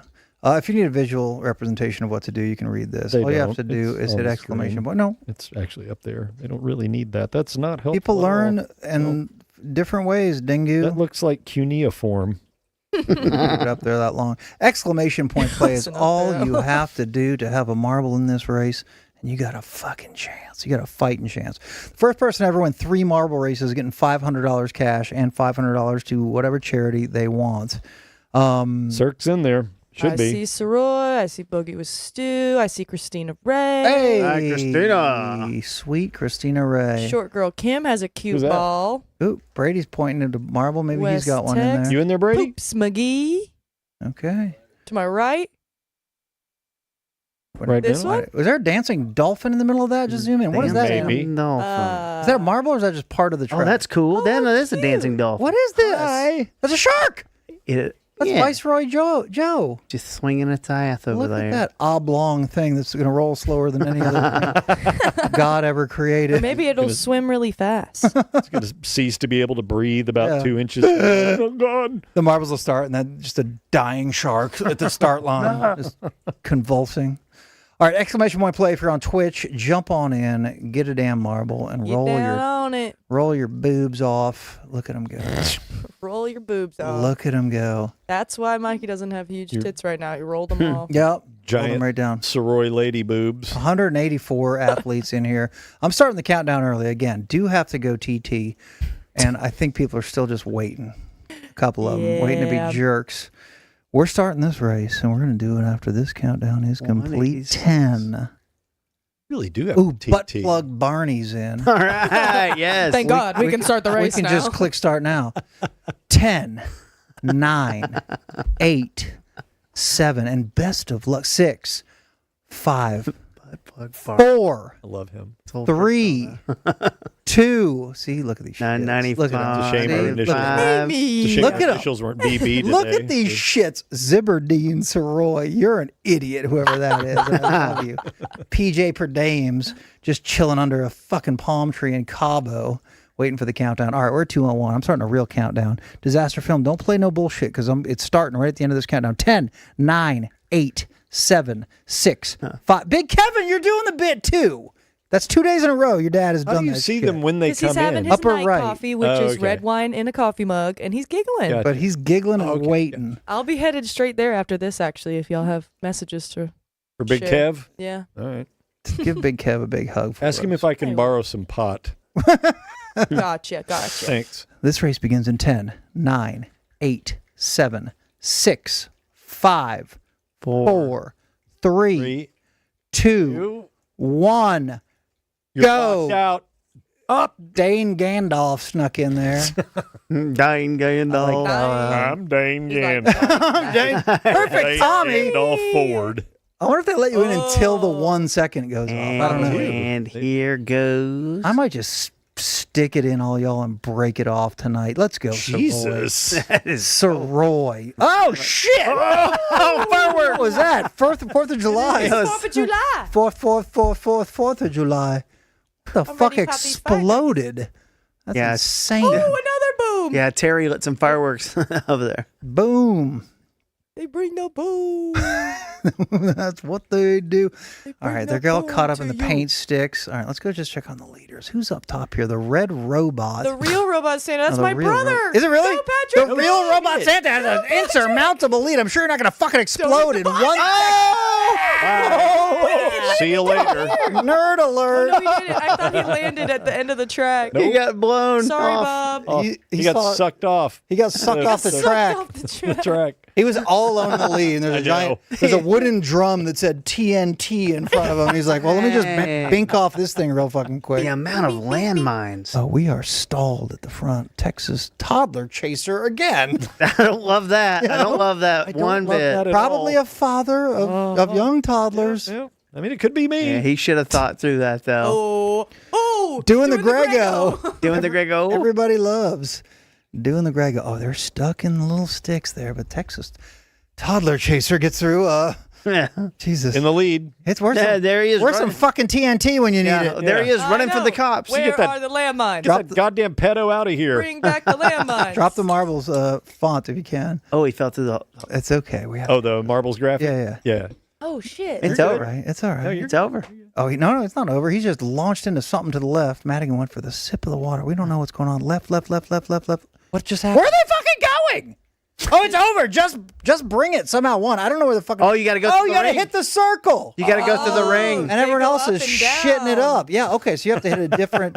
Yeah, part of the left fucking one's sending you through. You have to go in the circle, Yes. right? Yeah, they keep changing which one is going down. The left one is sending you Oh, through. you're right. It keeps fluctuating which one's launching. Oh, Gone. wow. Turd. Come on, oh, you leave. Oh, Soroy, I just went fucked. Is that us? Cute. That was me, yeah. There's BS Jillian. Just bring it. 82 in a minute 52.8. Congratulations. We got a first timer out here. Hopefully, Cash somewhere is writing that down on his list of champions because Hey, Cash, clip that. I don't believe that's a second time winner. Just bring it. 82. All right, we all good, Kevin? Anything else for I'm the happy. people? You can hear Kevin Turner on 97.1 The Eagle. He is with our very good friends Ben and Skin and Christina Ray every day from 3 to 6 p.m. Fun-ass show. I do listen regularly, man. I think you're doing a good job.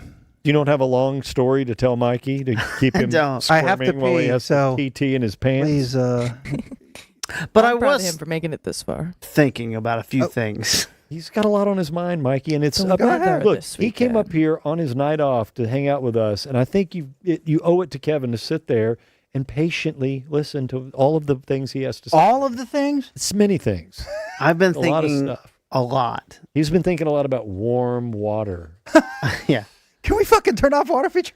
When they made the hot water heater, He's Kevin Turner. they were the initial design. And Danny, I could be wrong. No. The cylinder shape, Right. and that was because it has to go up, and you can light it underneath. It's part of it. The main reason is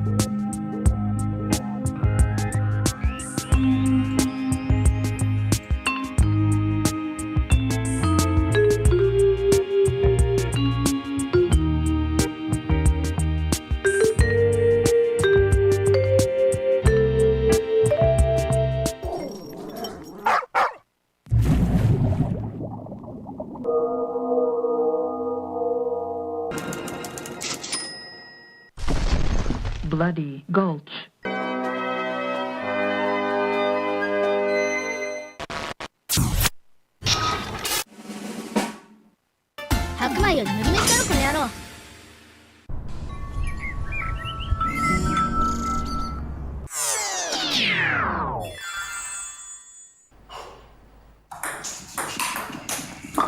Baseball.